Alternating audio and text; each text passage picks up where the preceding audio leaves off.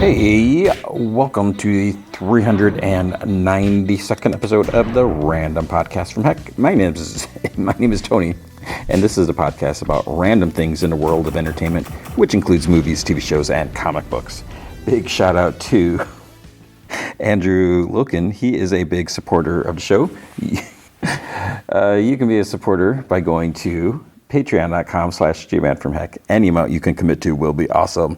If you commit at the Rick Jones tier or higher, you get access to the Secret Podcast from Heck, which is an additional 30 minutes of podcast entertainment every single week. I just did a off of mine about long-running mysteries in comics, like secrets, and what I mean is like, who is the Hobgoblin? What is Wolverine's origins? Like stuff like that. And how long is too long? And what happens when you finally get the answers and you're like, oh, that's it?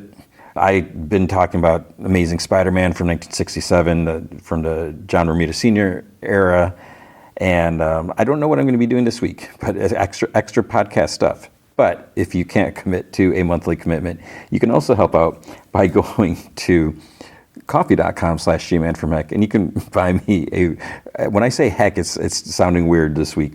You can buy me a virtual cup of coffee or two. That's ko-fi.com/gmanfromheck.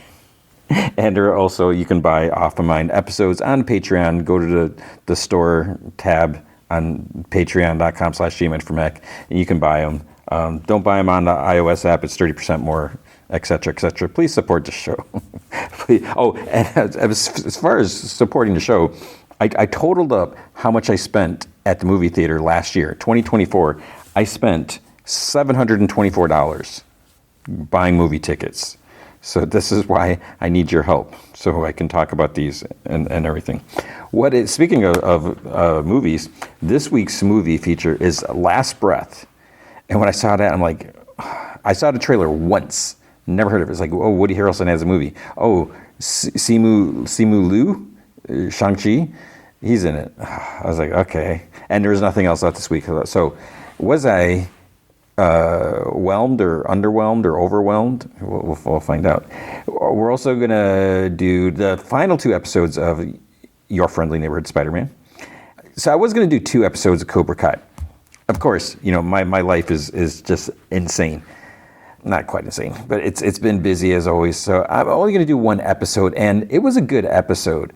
And this is why I like breaking it down, because I kind of, wanted to digest this, and now I'm in suspense. So I'm gonna be honest, I haven't watched the next episode. I literally just finished it maybe like an hour or so before I record this. We also have Prime Target, Severance, comic books, and some news. So, and just speaking of Severance, I just want to comment. So what I do sometimes when I record my podcast, sometimes I record in my classroom.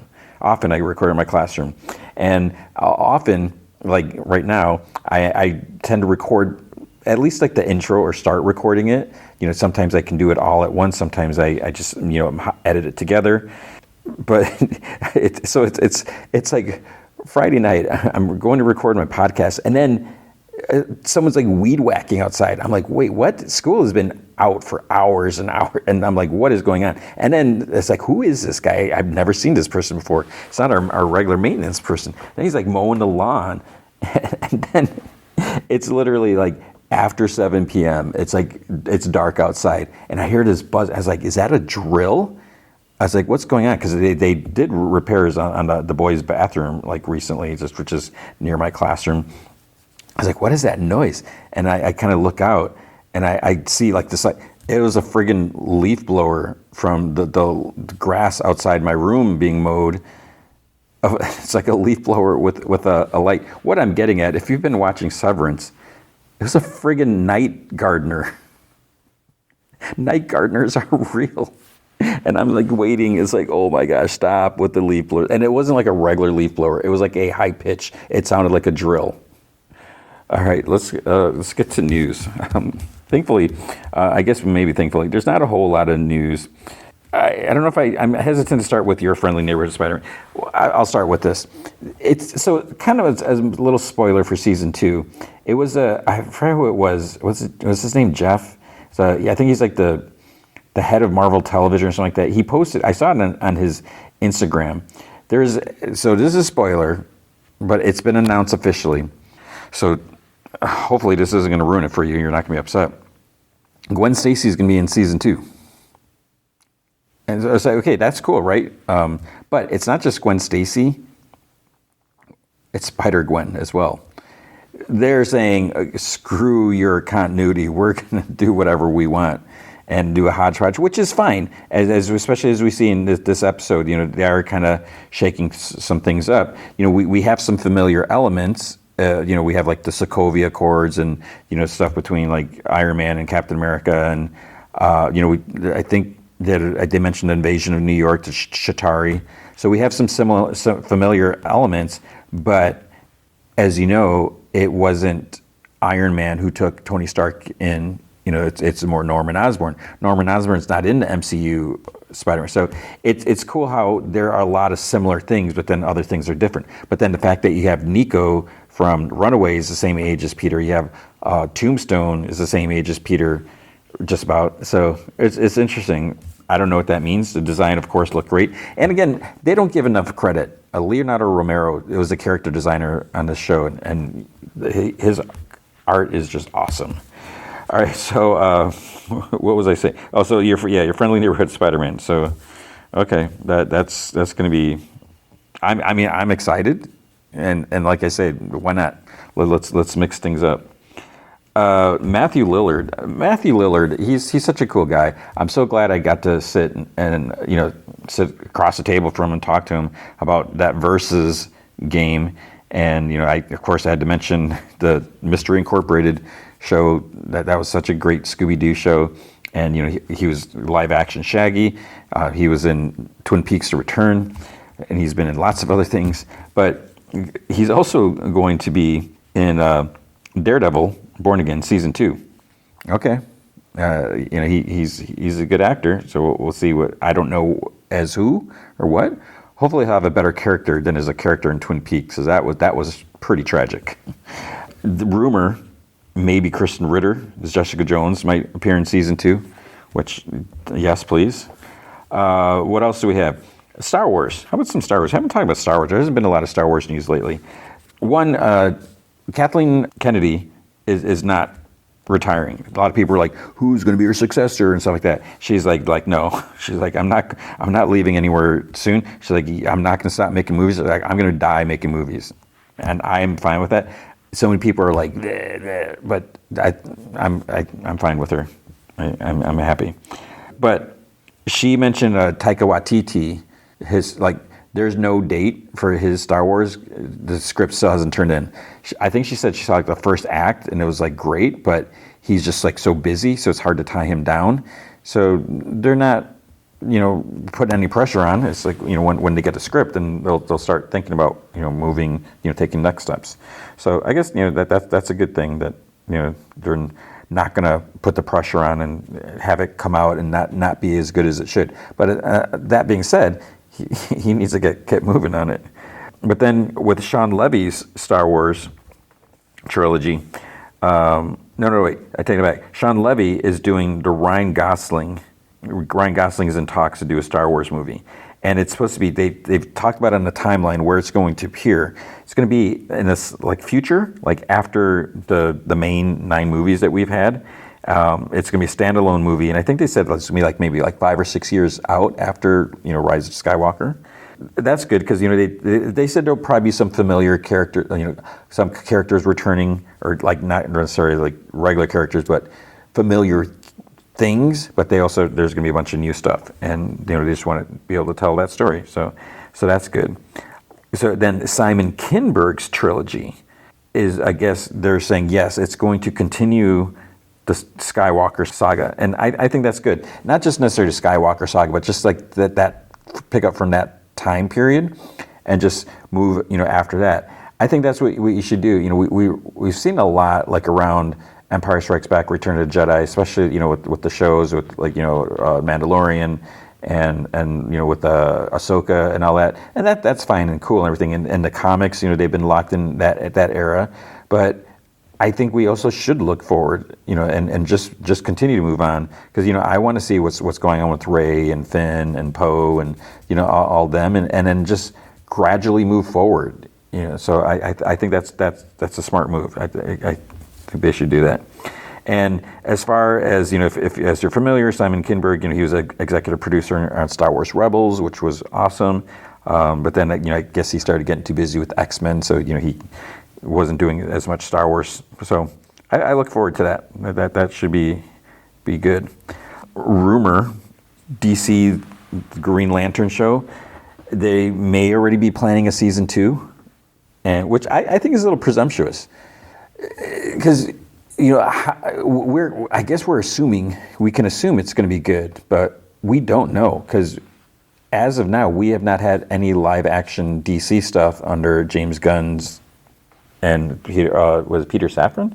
We haven't seen anything under their control, and I'm sure it's going to be great. But something like Green Lantern, and even if it's great, doesn't mean it's people are going to watch it, because people are maybe like, superhero burnout, I don't want to watch it, or I'll watch it later, or something like that, and then maybe there's no ratings, and then can they justify still doing it?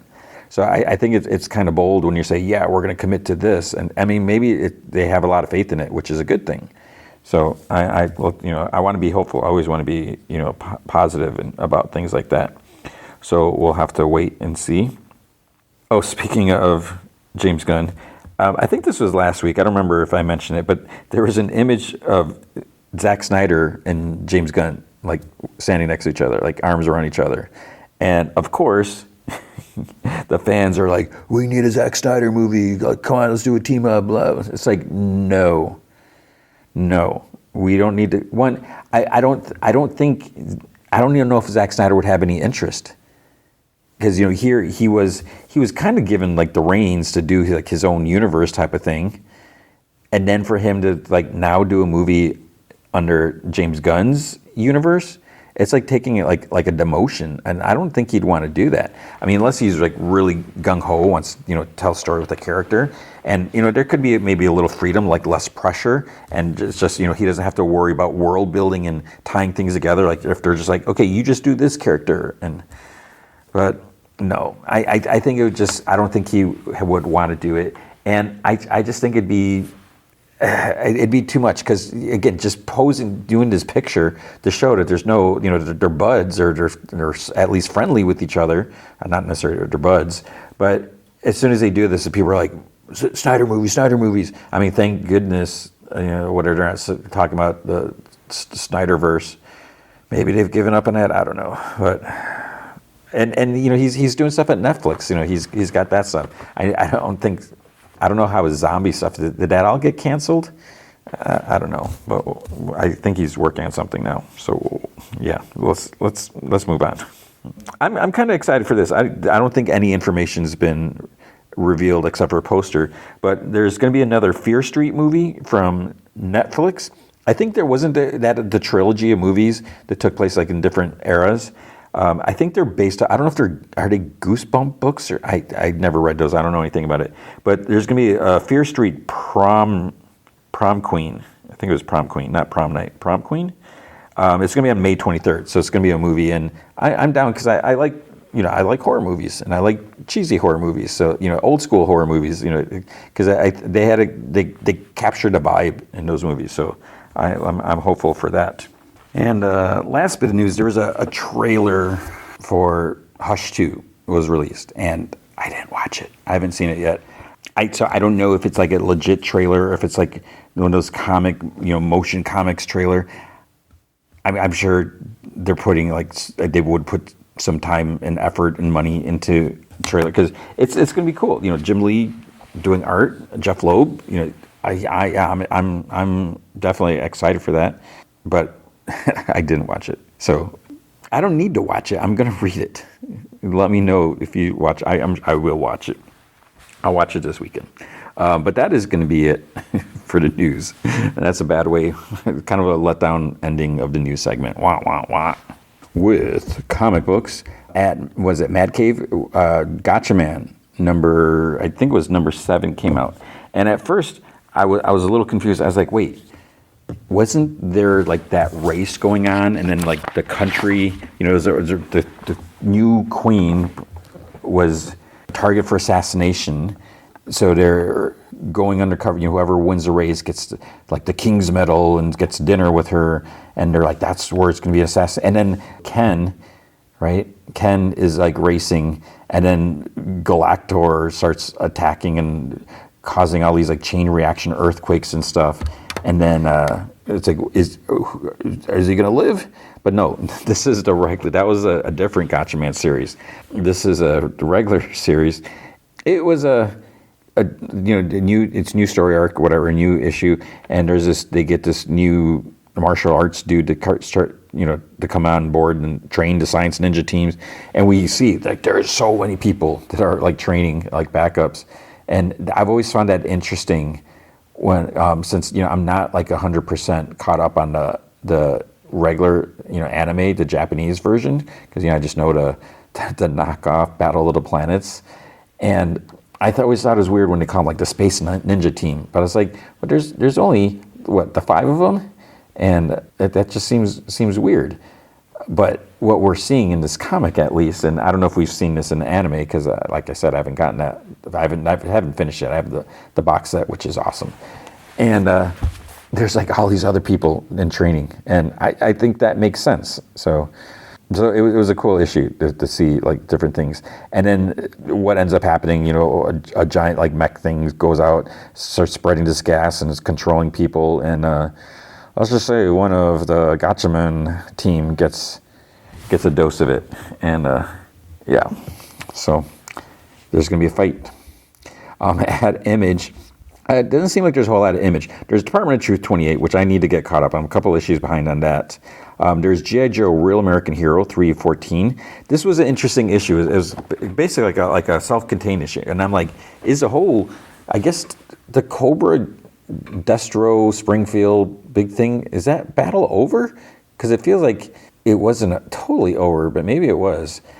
So this was almost basically a team goes in to rescue this like 15-year-old girl who was abducted or whatever, but then things aren't quite as they seem, and I feel like that's just right there might be saying too much, and so things kind of take a turn, and it was cool.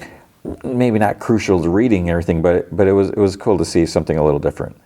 Seasons #2 came out. This is the Rick Remender book. Unfortunately, I didn't read this yet. I have it right in front of me. So Rick Remender and Paul Azaceta. So I like the first issue, so I recommend that, even though I haven't read this issue yet. At Marvel, oh my goodness, we have The Amazing Spider-Man 68-point deaths. So this is one of those weird issues. It's not issue 68, it's not issue 69, it's issue 68-point deaths. So it's supposed to take place in between. Call it 68.1, call it 68.5, call it 68.9, but call it 68-point deaths is just stupid.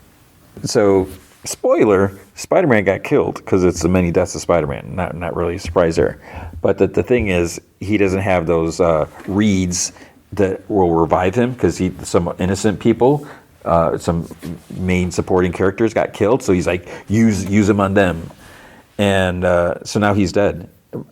So what's going on in this issue? It's really mainly about the Juggernaut, because the X-Men were there and they're like fighting, and yeah, there's like no Spider-Man at all in this. So it's like, what's happening here? Let's see, we had an issue of Blade. I'm not reading that. Captain America and Volstagg. I'm like, what?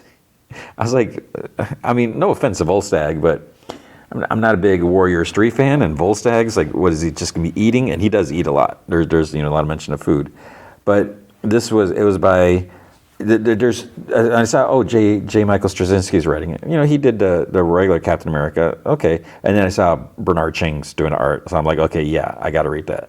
So Bernard Chang, his art, I love his art, and he's a super cool. He's the nicest guy.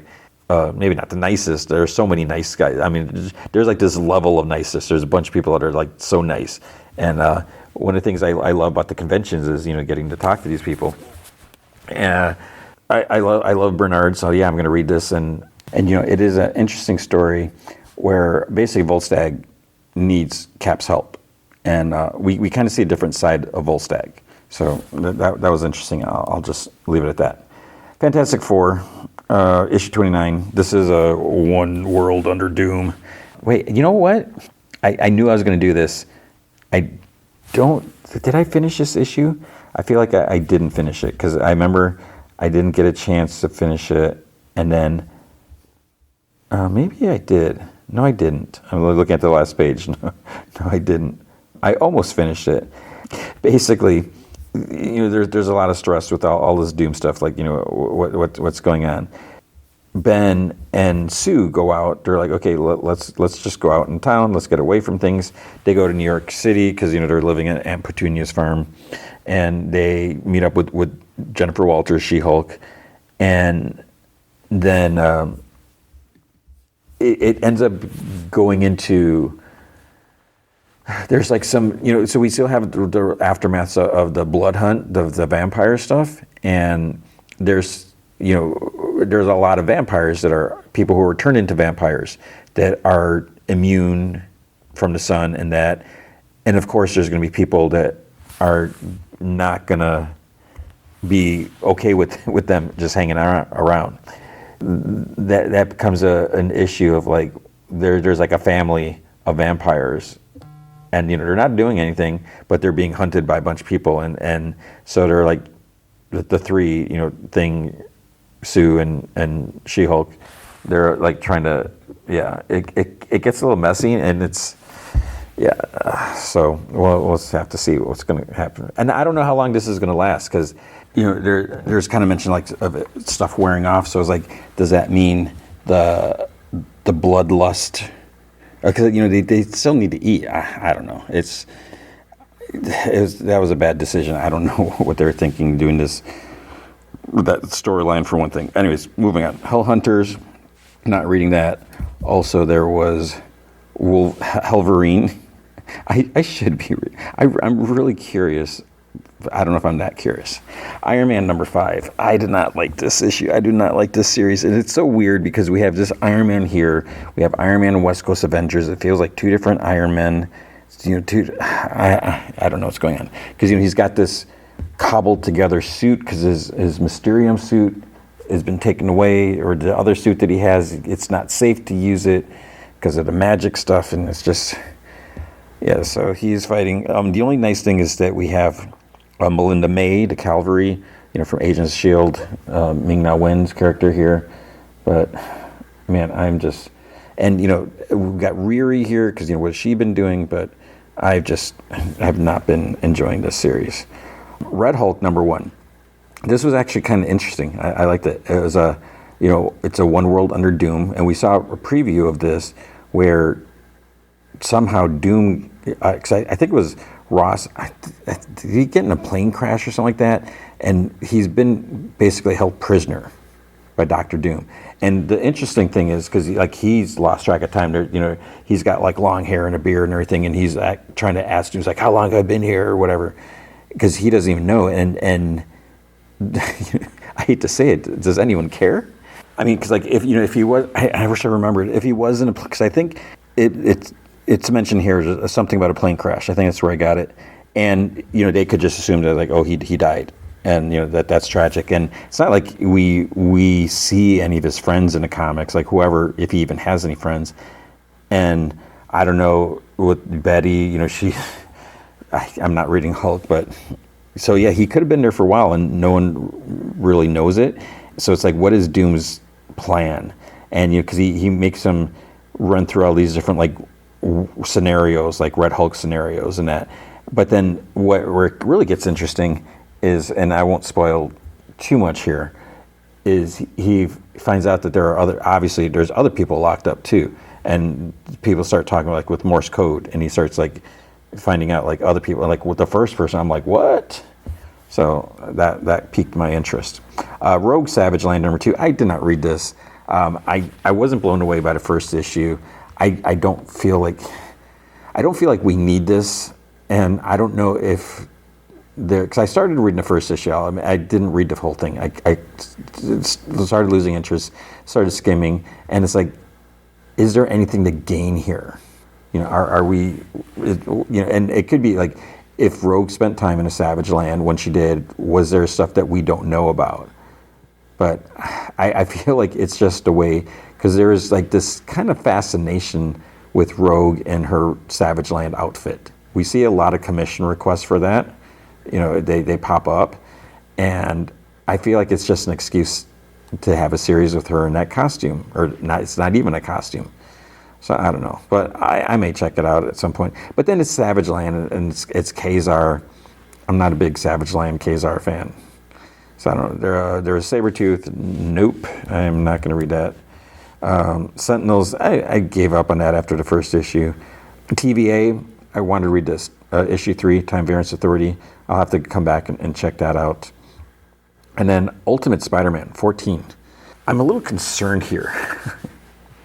Because what has happened in recent issues is Peter Parker and Harry Osborn have been captured by basically like the Sinister Six, like Kraven Hunter and some of the others.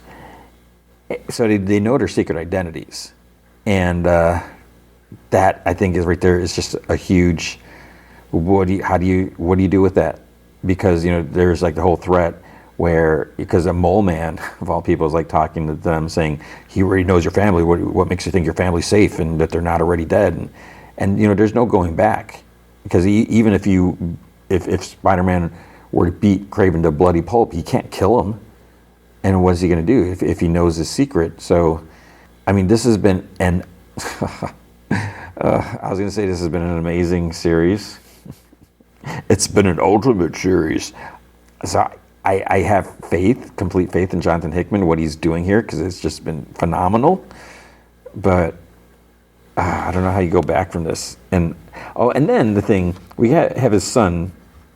He's going around in the suit, and he kind of makes it, he's talking to New Black Cat, and then he kind of makes this decision to do something. I'm like, what are you doing, kid? I don't know how I feel about that. I think that was a little crazy. But, what do kids, kids will be kids, I guess. Then there is Ultimate X-Men number 12. I am not reading that. Maybe someday I'll go back. West Coast Avengers number 4. I don't like that cover. Because I'm a Firestar fan, and I'm like, why is she kissing this dude? It is a little painful to see what Firestar has been going through, but it does kind of, we mentioned someone's like, dude, you got PTSD, you did this, all this. And because the other thing, she's like mad, like we're on a team with Ultron. She's like, screw that type of thing. And we finally find out, because they're like, why should we trust this Ultron when there's this cult of Ultrons? And you expect us just to trust this Ultron? And Tony and Rhodey are just like, just trust us on this. They've been making it feel like there's some big secrets. We find out why they trust Ultron. And okay, I mean, it wasn't like, I don't know. But then when they're sitting around, and then Angelica at Firestar takes out a little flask, starts drinking, and Rhodey's like, "Don't you? Do you think that's a little rude to be doing that? That's right in front of Tony." And she's like, "Well, I'm in a room with a homicidal robot or whatever, so it cuts the edge off or something." So she's basically, not only does she have PTSD, it's like they're turning her into an alcoholic if she's not already. So we'll see. Hopefully they can sort this out. Then we have X-Men number 12. I didn't love this issue. It was fine, but we got some Alpha Flight stuff, and we got like some residual Alpha Flight stuff from their miniseries, where they're posing as mutant hunters when we had all like the Orca stuff or everything, and hunt all mutants or whatever, and then they kind of got arrested. So at least we get to see like what's happening with them, where they're like at the mercy of sort of like the government or whatever. And then there's stuff with Corsair, but yeah, so it was fine. There's some okay moments, but yeah, I didn't love it. But then the end, it's basically, oh, by the way, we got a miniseries or a crossover coming up, so it's like, yeah, that's gonna be not fun. I'm at DC. We had absolute Wonder Woman #5, and this was kind of crazy. So what I love is how things are just so different in the absolute universe, and as it should be. I don't just want the same characters in a new continuity, because we don't need that. If you're going to put these talents into a character, put them in on a regular book, and have them do something awesome there. Because like we've been seeing previews for Absolute Flash by Jeff Lemire, and I love Jeff Lemire's writing, but I every time I see that, I was like, do we need that? I don't know. But with Wonder Woman, Kelly Thompson, man, she this is not your regular Wonder Woman, and that's what's great about this is you don't really know what to expect, because like Wonder Woman does something here, I'm like, what is going on? What is happening? And that's what makes it kind of cool. And this is like it's part 5 of 5. It's to be continued. It sets up the next thing. But I like how the first 5 issues have been dealing with this big chimera or whatever, and okay, we're moving on. It's not going to be like a 20-issue thing, like I've been complaining about in like some of the DC or Marvel books that just keep going and going. So at least we have something new coming up in the next issue, and so we'll have to see. What's going on there. Okay, then we have Detective Comics. This what 1094 is it? No, that's not right. Anyways, Tom Taylor this was an interesting issue. We didn't get so much with Bruce Wayne's kind of new, his old friend, possible new love interest, but there's the story of the kids that are getting killed. Like, why are these kids with like the slight criminal records, they're getting killed? I was like, that's a bit extreme. So Batman has an idea where he's like, okay, I'm going to send Damian and undercover like prosthetics and like a fake nose and stuff like that. And of course, things don't quite go according to plan. But it was just kind of neat the way it played out. And I like this dynamic. I like seeing it makes total sense to have Damian and Batman working together, because Damian shouldn't be he's still a kid, so we should have that. Okay, then we also had Superman #23, and so we got the time trapper stuff, the whole doomsday, what's happening, and possible stuff with Lex. So there's a lot of pieces that are being like set up and stuff like that. One thing I did not like is, so as all the action is going on, we still have Lois with superpowers, and that I don't feel like that's going to last forever. But Jimmy Olsen's trying to take pictures and try and get pictures. He wants to get a picture of Lois Lane and stuff like that. Anyways, as things are happening, he ends up getting injured, and because Lois is like Superwoman is trying to save him, so he's like in a coma or something like that. Spoiler. But then Jimmy is dating Siobhan, is dating Silver Banshee, and she later comes out after him, and it's kind of ridiculous, because she's like, the man I love is in a coma because he was trying to get a picture of you. So that's Lois's fault. That makes no sense. That's just stupid. And she's like, you have an arch enemy now, or something like that. So I was like, oh brother. Green Lantern #20.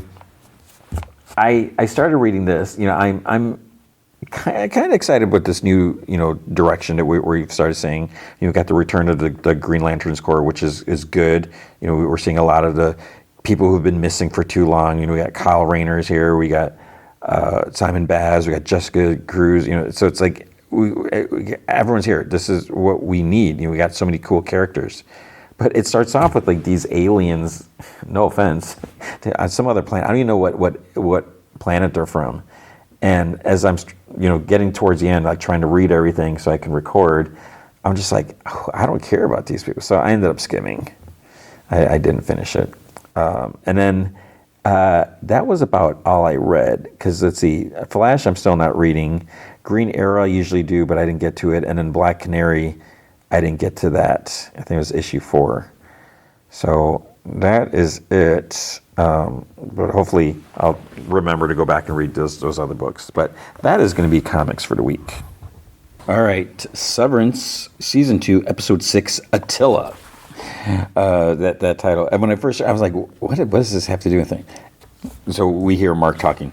There was this gray hall, but then everything was like so white. And again, think about how this ended last episode. So he's going up the stairs and he sees Miss Casey. So Assel, she's like, we're making progress. It's not just waking up on a table. It's human interaction. And he's like, this didn't feel human. This felt like a nightmare. I mean, why is she rattling off a bunch of facts? What are they doing to her? And Assel's like, all I know is she's essential. And then he kind of quietly is like, she didn't even recognize me. So Assel's like, the Gemma you know is still in there. And when you get her out, it will be the two of you out here together. So that's just like the weird thing. It's like, what is going on? Because if they faked her death, because we're assuming that she got in a car accident, but did she really or not, or was she just injured? And then how did he identify the body? Was someone else?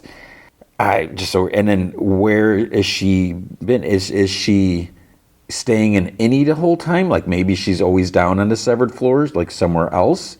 And maybe the elevator goes down. Is she just like, is there a room down there, or rooms, and she's just staying down there? Or does she ever?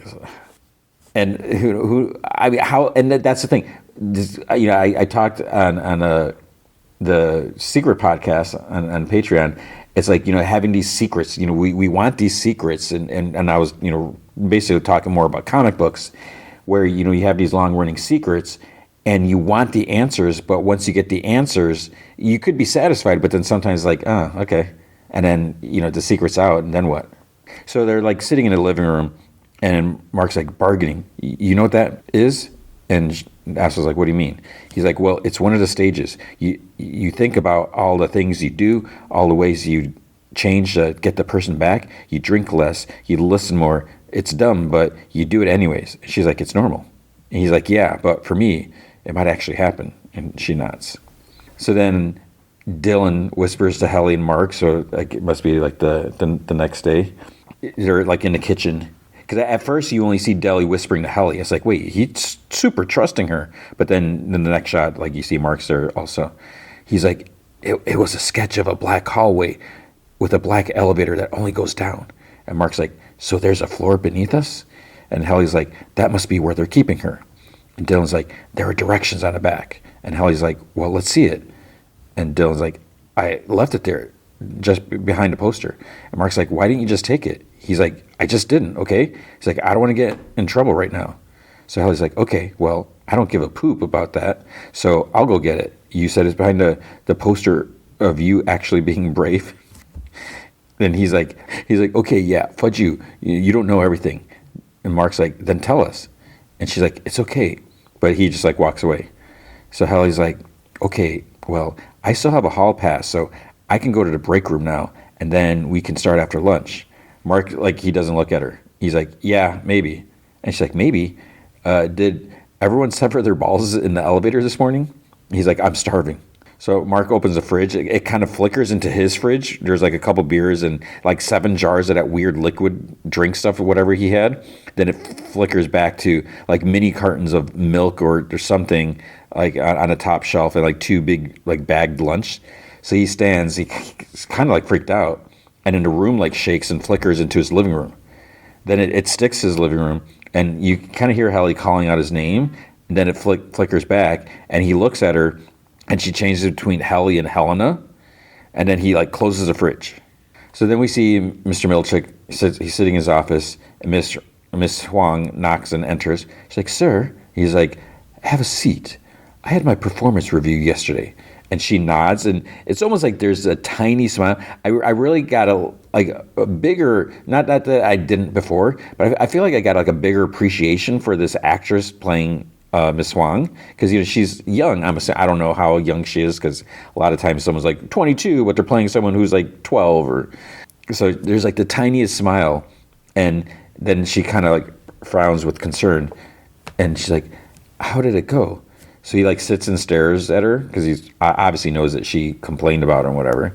So he's like contemplating whatever. He's like, "Many valid concerns were raised, which I look forward to addressing." And she's like, "I'm glad for you." And he like spins his chair to face her directly, because he was like looking off to the side. He's like, "I should remind you, you cannot graduate from this fellowship until I have deemed you wintertide material." I don't know what the heck wintertide is. "This will mean using your time well, focusing on your own duties, and eradicating from your essence childish folly." There's those big words. And she's like, "I understand, sir." So then he's like, "I shall be busy for the rest of the day. I trust you can steward the floor in my stead." And she's like, "Of course." She stands and like stands up, steps forward, and he's like, "Good. You may sit at your regular desk." And her face kind of falters like the tiniest bit, because I think she was thinking she was going to sit behind his desk and be like in a big boy seat, whatever, or big boy table, whatever you call it. So like, you see this tiny little falter, and then she kind of returns to smiling. "Thank you, Mr. Milchick." And she leaves the office. And he like looks over at his desk, like the performance review folders, like sitting there. So then Helly's like, "He threatened you?" And Mark's like, "As I was leaving in the elevator." So they're like whispering in a bathroom stall. "They're also trying to intimidate us, divide us." He's like, "And also," and she's like, "It's so that we won't work together, because they know what will happen if we do. I'm going to go get that map." He's like, "Helly, we shared vessels." And she's like, "What's that?" Shared vessels. And he's like, "Well, we had sex." And she's like, "Okay, you and like in a wellness session?" He's like, "No, not Miss Casey. It was at the retreat in your tent." And she's like, "Oh." He's like, "Yeah." So then she's like, "You mean," he's like, "I mean, obviously, I thought it was you, because, I've been having those feelings since like before the OTC. So when I had no idea." "Okay." And she's like, "Uh-huh." He's like, "I'm sorry, Helly, she tricked me. I mean, I wanted to, but she tricked both of us." And Helly's like, "It's probably another tactic, something to drive a wedge between us." And then he's like, "Helly," he like grabs her hand. She's like, "I'm going to go for a walk." And she leaves the stall. He's like, "Helly, I'm sorry. I thought it was you." And then she's like, "But it wasn't me." He's like, "Yeah, I'm just going to go walk around." So she walks down the hall, and then she like stops, and she takes off her shoes. Mark's like sitting at his desk.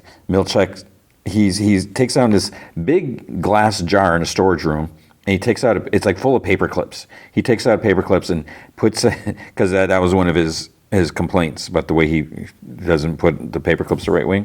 He takes out puts on two like sheets of papers, but there's like two huge stacks of papers for him to clip. Dylan has another meeting with his Audi wife, and he's like, "First date, let me guess, scuba." And she says, "Thai food." He's like, "Nice." And she's like, "Though you did take scuba lessons last year." He's like, "Yeah, which sea?" And she's like, "It was in a pool." He's like, "Okay, cool." And she's like, "It was a little expensive." And he's like, "Oh." She's like, "You've had a lot of phases, scuba diving, woodworking." He's like, "Wow, so my Audi's really diverse." And she's like, "Garage beer making."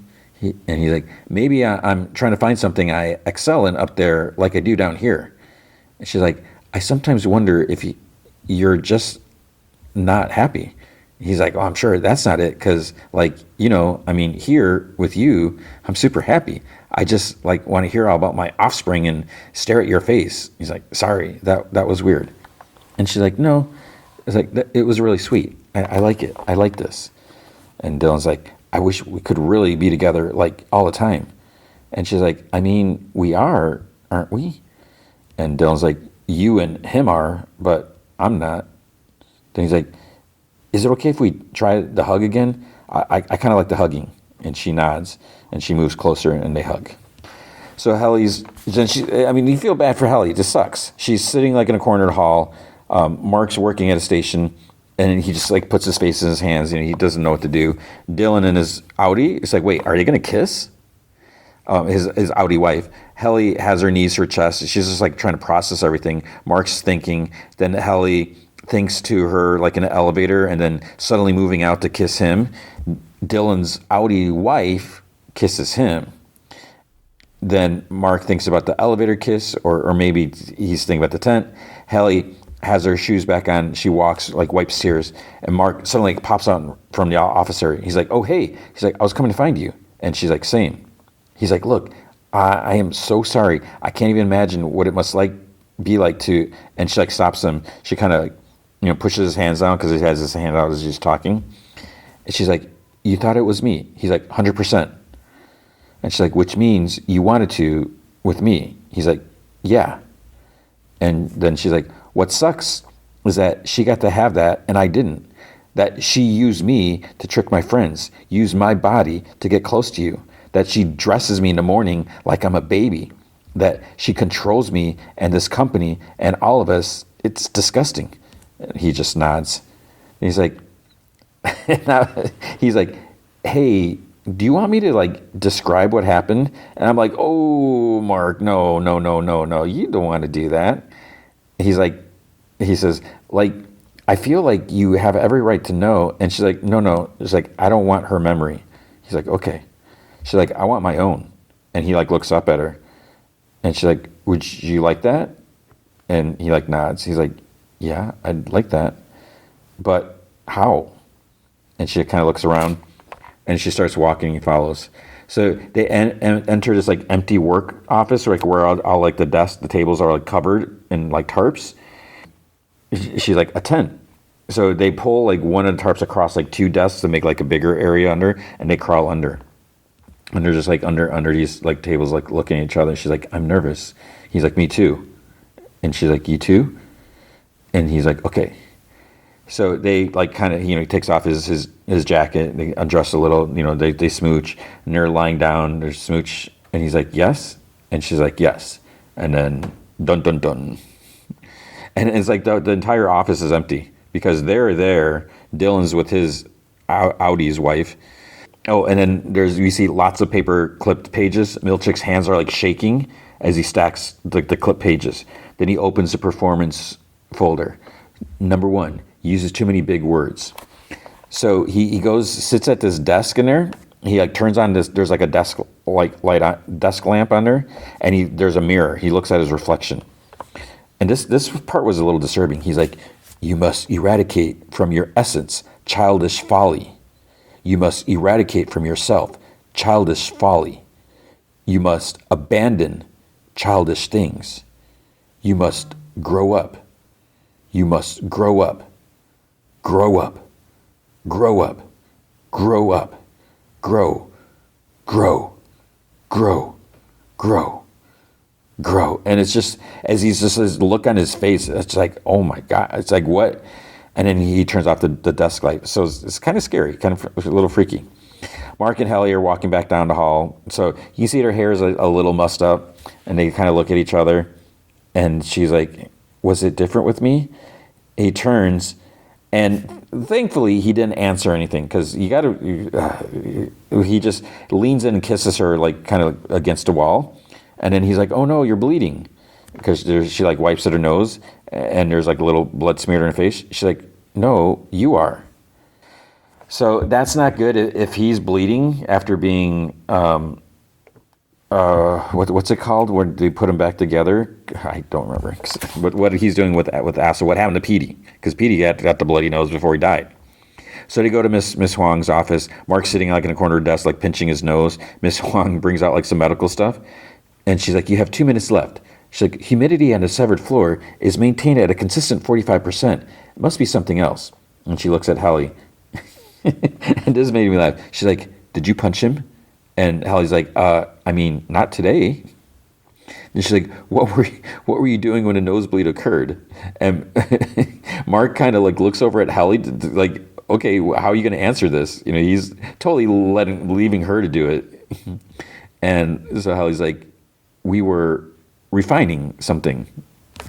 And then Miss Huang's like, do you have a deviated septum? And Mark's like, well, I don't know what that is.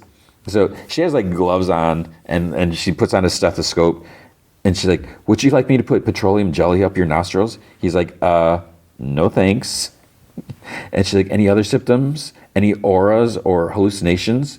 And he's obviously going to lie. He's like, no, I think it stopped. She's like, I feel better. She's like, well, I'm going to take your blood pressure. And then he hears like an echoey voice ask, where are you? And then he's like, I'm at Lumen. And then he sees Assel standing in front of him in the basement. And he has like the wires attached to his temple. And he's like, what? Then it like shifts and Miss Huang is like, what? Then he flickers and he's back in his basement. So this is where it's like confusing. It's like, because are we like skipping now? Because then he's back in his basement and he's like, fudge, I was just, and then he hears Miss Huang call his name from the other room. And he's like, what? And Assel's like, were you just at Lumen? He's like, what time is it? And she's like, are you at Lumen or in your basement with me? And he's like, I don't know. And she's like, do you remember a block hallway? He's like, I remember, okay, I remember a desk. I remember, he's like, poop. So he starts coughing again, and he's like, or she's like, that was another crossover memory, a recent one. That's good. You'll feel gaps in time until it all comes back together. And he's like, well, when the fudge is that going to happen? So she's looking like an x-ray of his skull. It's like, we need to enhance, speed up the process. And when she says that, I'm like, wait, is that a good idea? Because what happened to Petey? And he must be thinking the same thing. He's like, is that safe? And she's like, there's a slight chance of hemorrhage. So Mark's like, okay, so me bleeding to death. And she's like, not necessarily. And she's still like looking at his x-ray. She's like, we'll flood the chip itself. He's like, flood the chip? She's like, through the hole in your head. And he's like, Jesus. So she's like, that you already got. And she starts touching at the back of his scalp. He's like, okay, you know what? He's like, get the fudge off me. He gets off, like, kind of flails his arms, like points his fingers. He's like, I'm not doing this, okay? She's like, we're close. It's happening. He's like, get this poop off right now, please. And she's like, we need to rush. He's like, get it off. And she starts taking the wires off. He's like, God, I'm starving. And she's like, that's also from reintegration. And he's like, okay, you know what? He like swats her hand away and like starts like just yanking. He's like, I'm gonna go eat. See, and he gives her like a glare as he goes up the stairs, and she like curses quietly. So we see Irving. He's sitting in his car. I think he's like peeling out the price tag on a bottle, and he puts on some lip balm. He walks up to the Bert's and he like rings the bell, and then Bert's like, hello. He looks at Irving. Who the hell are you? And Irving's staring at him like, what? And then Bert laughs. It's a joke. And Irving's like, oh. He's like, come on in. Fields is tending to the ham. I hope you like a human glaze. And Irving's like, yes, of course. Do you not? And he's like, no, I do. And from the other room here, Attila. And then Bert's like, yes, Attila. So that's the name of the episode. And Fields like, did you just ask about the glaze? And Bert's like, I did. And Fields is like, well, don't. I've already put it on. So then we see, Cecil Fidge, he's played by John Noble. I know mostly from Fringe, and you've seen him in lots of things. So then Bert was like, I was going to say, we also have corn. And Fields like, oh yes, we could feed him a pile of loose corn. He's like, what year any ever saw in this Philistine is beyond me. So Irving's like, Fields, I presume. He's like, yes. And then he's like, Irving. And then Fields like, welcome back to our home. Because he was banging on the door, calling Bert. And Irving's like, yes, I'm sorry about the last time. I'm sure that felt quite invasive. And Fields like, nonsense. He's like, what's mine's yours. And you brought wine. So then during dinner, Bert's like, Irving, no one's ever thrown blood on you on your way into work. And he's like, no. And then Fields like, it wasn't blood, it was paint. And Bert's like, meant to evoke blood. The whole mind people are off the deep end is my point. And Irving's like, and Bert, how did you come to be at the company? I'm very curious. And Bert's like, well, as a matter of fact, I was guided to Lumen's door by Jesus. And Irving's like, oh, Jesus Christ? And Bert's like, that's the one. And feels like, you should just leave it at that and let him wonder what the hell you meant. Bert's like, no, we'd been attending the Lutheran church for some years, and I should mention that I'd been what you might call a scoundrel in my younger days, and feels like, to put it mildly. So one Sunday at breakfast, Fields asked me point blank, do I think I'm going to heaven? And Irving's like, as one asks at breakfast. Bert's like, I pretend to think about it, but I know the answer is no. And feels like, to which I replied, what am I supposed to do up there for all eternity by myself? And Bert's like, so we hop on a train to church. And it so happens the sermon that day is about severance, which was still very new at the time. And the pastor says, and then feels like, he like continues, as if he had been listening to our conversation, and said the church's stance is that innies are, as you know, complete individuals with souls that can be judged separately from their outie. And Irving's like, so an innie can go to heaven? And Bert's like, whilst the outie burns. Feels like, we're not zealots, I swear, but we figured if that were true, it may be a way for a part of Bert to, you know. And Irving's like, wow. And Bert's like, he's looking for the exit. And Irving's like, no, it's just, so the hope was for Bert's innie to go to heaven? And feels like, yes, with me. So Dylan comes home. His wife's just like kind of sitting there. Then they're at the table. The kids are like eating and babbling. And it's like, is she sad? And he's like, Gretch, it's the end of the month. Those salesmen are just dying to get their numbers and get cars off the lot. They'll basically be giving me money. And then, she doesn't say anything. He's like, okay, fine. Just test drive only. I won't commit to anything. And she's like, thank you. So what, he wants to buy a car? Then he's like, you didn't tell me how'd it go. You went back to Lumen, right? And she's like, he's like, that good? And then she's like, they canceled it. I didn't see him, you. And Dylan's like, canceled it? What happened? And she's like, they didn't say. I guess you got too busy. So she's lying to him. She did see him, but she's not telling outie Dylan. We see Mark eating at a Chinese restaurant. There's fortune cookies on a table. He's about to pay his bill. He sees a lady who's like sits at the booth next to his table. At first, I didn't recognize her, and she keeps like looking at him. It's Helena. So I didn't recognize her because her hair looks kind of like black, and the lighting filter, whatever you're using this scene. So then he looks around, kind of confused. She gets up and comes to his table, and she's like, "Mark Scout? Thought it was you. I'm Helena Egan. I work at Lumen." And he's like, "Yeah, no, I know who you are." And she's like, "Well, it's nice to officially meet you." And she extends her hand, and then she looks at the empty dishes on his plate. She's like, "Have you possibly had enough to eat?" He's like, quite possibly." She's like, "I hope they're feeding you at work. May I?" He's like, "Please." So she's like, "It's really great to run into you. I've heard nothing but good things about your work, by the way." And he's like, "Thank you. I've heard nothing at all about my work, so..." And she's like, "Severance humor. That's so clever." And he's like, "It's so easy." So she's like, "Look, I'm sorry for the systematic error from the other night." And he's like, "The systematic error? Oh, you mean the overtime thing?" She's like, "Yeah, the OTC. It never should have happened, and it never will again. We take pride as a company to be better than that, and we will be better." He's like, "Well, that's nice to hear. Thanks." And she's like, "Of course." He's like, "So you know all about it then?" She's like, "Yes, I know all about it. I'm like the head of the company, Mark." And he's like, "Right, dumb, sorry." And she's like, "Yeah, you should be sorry." He's like, "Really? Oh, okay." She's like, "I'm kidding. You're clearly not dumb." He's like, "I don't know." He's like, you're the one who invented a revolutionary medical procedure." And she's like, "Hey now, that was not me. That was my father." He's like, "Uh-huh." And she's like, "You should meet him sometime." He's like, "Your father?" And she's like, "Why not?" So he's like, "You want to take me home to Dad already?" And she's like, "Yeah, I think it's finally time." He's like, "Okay, sure, let's do it." And she's like, "You'd be the first." He's like, "So, no pressure?" And she's like, "Yeah, none whatsoever." And she's got like a big grin on her face, which is so unlike Helena. And then they both like chuckle. So, I mean, obviously they're like joking and sort of flirting with each other. And she's like, "But seriously, I'd love to hear about your experiences sometimes." He's like, "Okay, yeah, about Severance?" She's like, I meant the other night. I mean, I can't imagine how confusing that must have been, traumatic even.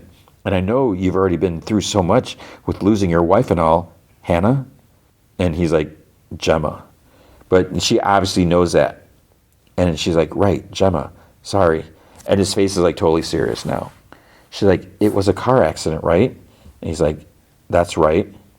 And she's like, yeah, such a shame. She was so young. But it's like, why would she know any of this? This is weird. Like, how many employees are there at Lumen? So he's like, thank you. And then he like coughs. She's like, are you all right? He's like, I'm fine. I'm just about finished here. And she's like, oh, okay, right.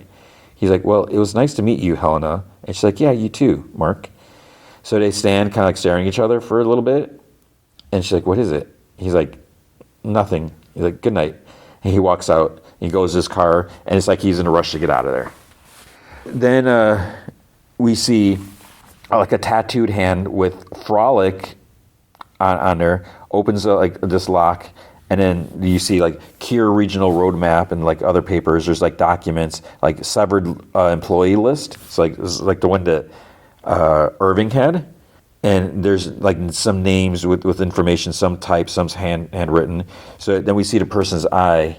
And on the papers, I'm pretty sure like Dylan's name was on there. So these are what we saw. But who has Frolic on their hand? And is this Irving stuff? Are they breaking into Irving's place while he's at Bert's? I'm not really sure about this. I feel like I might have missed something. So then Bert's talking. He's like, we used to call each other Hun, but about 10 years ago that became Attila. As Irving laughs, he's like, because, and feels like, do you know history? And Irving's like, yeah. And Bert's like, he knows history. And feels like, and it wasn't 10 years ago, it was 20. And Bert's like, no. And Irving's like, yes, because I remember we were having drinks with your Lumen partner. And it quite startled him. And Bert like kind of goes quiet. And Irving's like, didn't the first severed office open 12 years ago? And Bert's like, yes, it did. And feels like, yeah. And then Bert's like, maybe that's enough of the wine. So Irving's like, the corn is very special. So feels like, do you think you ever two made love at work? And Bert's like, Fields, Jesus. And feels like, can we not just be pragmatic adults about this? There's a non-zero chance that the two of you had unprotected sex. And so I felt the right to ask. And then Bert's like, are you done humiliating our guest? And feels like, sounds like I'm mad, but I'm not. Cards on the table. I've been talking to Pastor Gale about this. I believe that innies deserve to experience love. I mean it. And I hope it was beautiful. And Bert and Irving are just silent. So Mark rushes home and goes downstairs. He's like out of breath. He's like, sorry for being a dick. Let's do it tonight. Asa like stares at him while she's eating ice cream. So then he's like leaning forward. He's like, on like a chair, medical chair thing, whatever. She injects like a needle in the back of his head, and then she gets a longer needle. She grabs like an X-Acto blade and she cuts into his head. I was like eating at this part. That was like not a good idea. So he's still feeling it. He's feeling her cutting, whatever. And then this is the part that got me. She like opens his scalp, like kind of like keeps it like pried open. Ugh, that was gross. As she grabs a longer needle. And there's like sound waves on the screen and, like overlapping things. She's trying to map things out. She lines up her shot for the needle, like headed straight for the chip, like an X-ray. And she keeps like looking at what she's doing into screen, which I was like, man, you can't look away because your hand's going to move, whatever. She just goes straight in, and then she releases whatever liquid's in the syringe, and she pulls out the needle, and she tapes up his scalp. And she's like, there. And he's like, how long will it take? She's like, it'll be fast. He's like, fast? How fast? Then, boom, boom, boom, boom, boom. And you hear, I'm nervous. So it's Helly. And he sees like Helly lying back looking up at him. So that's from when they were like under the tables. And then he sees Gemma and he sees Helly. And then he sits up straight and he's like, what the fudge? And then he gets like pain. She's like, don't move like that. And he's like, ah. She's like, you have to keep your head still. He's like, ah. Then there's a knock on the door.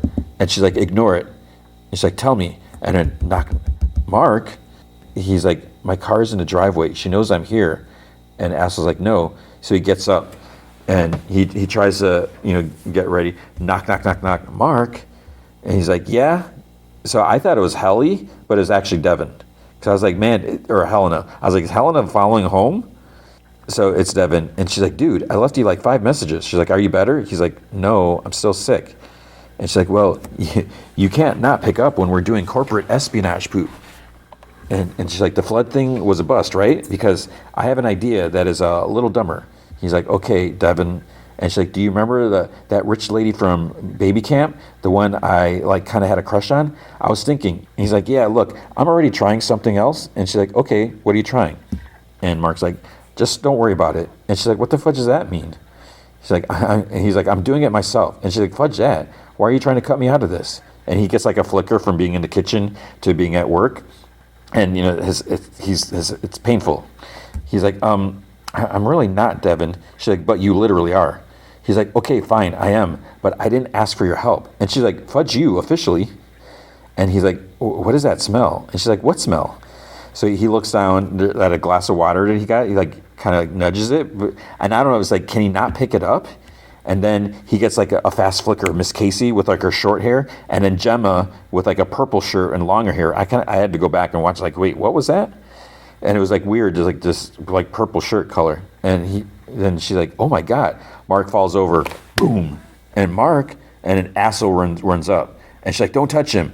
And Devin's like, who the fudge are you? And she's like, Mark, it's okay, buddy, it's okay. And he kind of convulses a bit.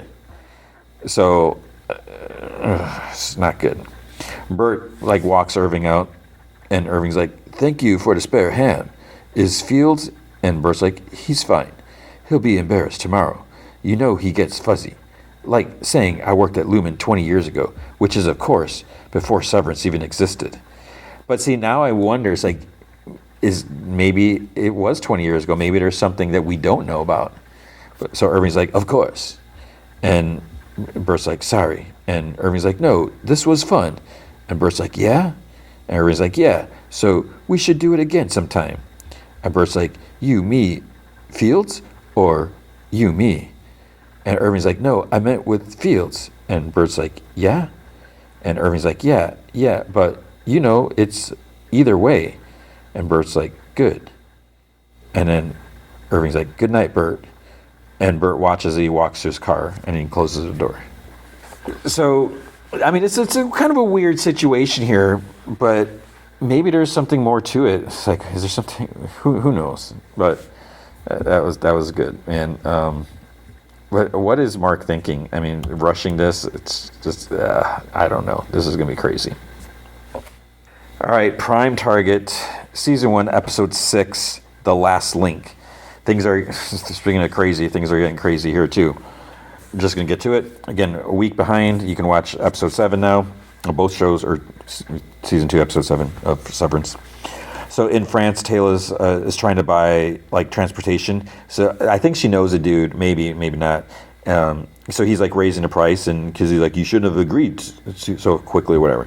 Edward like looks at his phone, missed calls from Adam, like text, Ed, what's going on? And please let me know you're okay. So she gets a motorcycle and 2 helmets. Edward looks at her. He's like, you must be joking. And she's like, it's going to take us 2 hours to get to Orleans. And like some station, whatever. She's like, it's swarmed with surveillance. And Jane said to stay off the radar. And Edward's like, I've never been on one of these before. He's like, you promise I won't die? And she just looks at him. He's like, that was a joke, which is not funny. So Taylor's, because, her boyfriend died on a motorcycle. So she's like, comedy equals tragedy plus time, Ed. And he's like, what? And Taylor's like, it's math. Just work it out. So Andrew asked Jane, I cannot stand Andrew. He's like, what's going on? He's like, they landed. And she's like, calm down. He's like, they probably just got held up at customs. Andrew says that, he's like, I don't like it. Of course he doesn't. So he tells Grayson, he's like, track her phone. Say that she's protecting an important asset. And so he goes to the computer, starts types up, like triangulates, like, she's here in Paris. So Jane gets up, and Andrew's like, Paris is a city of 2.2 million people. Maybe we should narrow that down a little, huh? He's like, that's so rude and everything. Then so Grayson's like, they're moving fast. And he's like, what's your strategy? And he's like, could be going dark, protecting an asset. And he's like, when you go dark, you don't leave your phone on. So I don't understand why she's using a traceable phone. I thought she got like just a burner phone. So then stupid Andrew marches over to Jane. Your dog has broken its leash. Fix it discreetly. And he like walks away. It's like, where are you walking away to? This isn't your office. What, you can just go sit in a break room or something? Taylor and Edward continue writing. Andrew, I think he's in a car, and so he's able to see the triangulated location where they're at. Then some other men, like track them down. So they get out of the car as the motorcycle's like parked, and they're like, stop where you are. So they go up to them as they're like taking their helmets off. Don't move. And in French, it's like, what are you doing? Stop. What is the matter? What's happening? So it's this older man and a woman. And he's like, surprise, surprise, a little surprise. He holds up a phone. Is it her phone you want? And then he starts laughing. One of the suits like grabs it. So Taylor gave her phone to some other guy. And it's like, right somewhere. So Taylor and Edward continue right. They're going somewhere else. So then in Orleans, France, they go up to the desk. They ask about the piece. The lady at the desk, she's like, sorry, but the collection is not on public display. It's by appointment only, and it requires a letter from your academic institution. And then she asks Edward, she's like, are you a historian? And he says he's a mathematician. And he's like, please. He's like, we've come a very, very long way. So this lady's like, yeah, I'm sorry, but we're closing in a few minutes. And this other lady calls over, and she excuses herself for a moment. Taylor's like, she likes you. He's like, what? So Taylor's like, so just smile, be nice, and make her think that you're going to come back here and ask for her number. And he's like, but, and Taylor's like, do you want to complete the math or not? So she comes back, she's sorry, whoop, and she like slips, sorry. Like, so she does like him. So Edward's like, I'm sure this is very short notice, and I know you probably want to go home to your, and she's like, cat. She's like, I only have a cat. And Edward's like, right. This is very important for my doctorate. Those tablets were inscribed in the 9th century, and the archaeologists who made the impressions of those tablets did so in the 17th century. He's like, look at it this way. You could be the last link in a chain that stretches back over 1,000 years. And she's like, let me see what I can do. And he turns to Taylor, because she gave him like some room to work. And she's like, I mean, wow. So the lady takes him to this like locked office. She tells him wait there. She goes in like the back room, pulls out like some big long like document boxes where it's like, super secure and whatever. She opens one. She's like, is that it? And he's like, how many of these do you have? She's like, 12 in the catalog.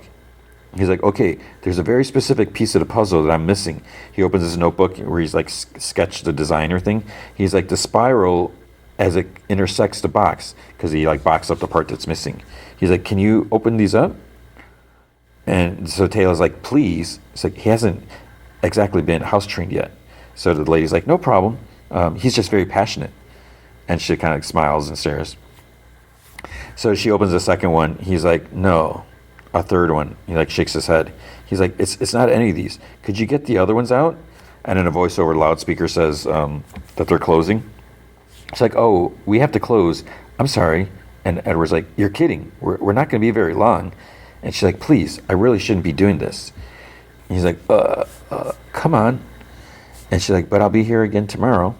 Taylor's like, sure, tomorrow. That's fine. Thank you. At a hotel, Taylor's looking at a laptop. The messages between Olsen and Jane, like received, report only to me. So she looks at pictures of her and Jane like on a different phone, and then she puts it down.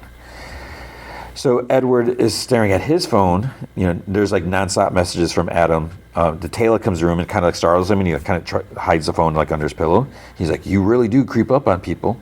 And she's like, well, that's generally how surveillance works. And she's like, you want to eat something? And he's like, have you had contact with the NSA? And she's like, yeah, why? He's like, I don't know. It would just be good to know that they've got our backs. And she's like, relax, Eduardo. And he's like, do me a favor and never call me that again. And she's like, Eduardo. He's like, no, seriously, don't call me that. And she's like, what? It could be like a safe word. And he's like, God. And she's like, what? It's cool. Geeks can be cool. And he has a light chuckle. And she's like, kinda. She's like, yeah, there you go. You can smile. So she sits in a chair. And he's like, what happened to you? I mean, it was an accident, right? So that shouldn't be a life sentence for you. And she's like, shouldn't it? He's like, no, I don't think so. The guy who died, if I was his brother or whatever, I wouldn't want your life to be over too. So she's like, Then she says, what if I told you I was drunk and persuaded him to get on the back of my bike and proceeded to blow a red light? Then what? He died because I was careless and stupid, because I couldn't take care of him. I should be in prison, but I didn't even see the inside of a courtroom. And he's like, thanks to Jane. And she's like, yeah, but that doesn't help with the guilt, you know? I still think about him every night, and I think about his family and the fact that no one paid for his death. And Edward's like, maybe she left you no choice. And Taylor's like, no, I had a choice. We all have choices. What I've learned is that it's the ones we make that define us, all right? She's like, let's get some rest. So what about the food? So she's like, night. And he's like, night. And then he looks at his phone. So a message, please, I'm going crazy here. If you have any feelings for me at all, just a yes or no. Are you okay? But it's like, don't do it, man. So there's like a bunch of people monitoring stuff. And then signal's up. Brooks is on his phone. 2 hours away, Orleans. It's like, you idiot. So Jane's like, what's in Orleans? And Grayson's like typing away on her computer, like searching. And he's like, signal's gone. And she's like, all right, well, brief our team. And then she's like, what is it, Tom? And he's like, yeah, I'm sorry. It's just people are wondering. She's like, Andrew Carter's wondering. So Grayson's like, Taylor Sanders, is she still with us? And she like turns away. And he's like, Jane, and he's ready to blow. So Andrew's like about to lose it. Next day at the museum place, whatever, the lady's like, I'm sorry to tell you, the collection has been taken on loan. And Edward's like, on loan? And she's like, La Directrice told us this morning. Taylor's like, overnight? And the lady's like, a private collector, substantial donation. I'm sorry, I can't help. And she just like walks away. So they're kind of like hanging on this upper balcony level. And she's like, don't you think it's a little weird? We come here to see the piece and then the next day it's on loan? And Edward's like, yeah, I think it's weird. Then down below, you hear, Monsieur Valhovic, it was a pleasure doing business with you. And Taylor's like, oh, poop. It's not a private collector. It's him. So it's that bald security merc dude. Edward's like, you're kidding me. She's like, we need to find out where he's taking him. Let's go. So outside, there's an armored car waiting. Taylor and Edward, they're like up on the roof, like the terrace section. So, I mean, there's like maybe three floors, I don't know.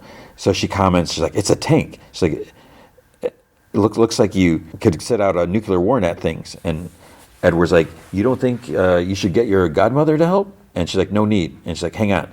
And she sits and opens her bag. And he's like, what do you mean there's no need? It's like, Taylor. She's like, number on the plate.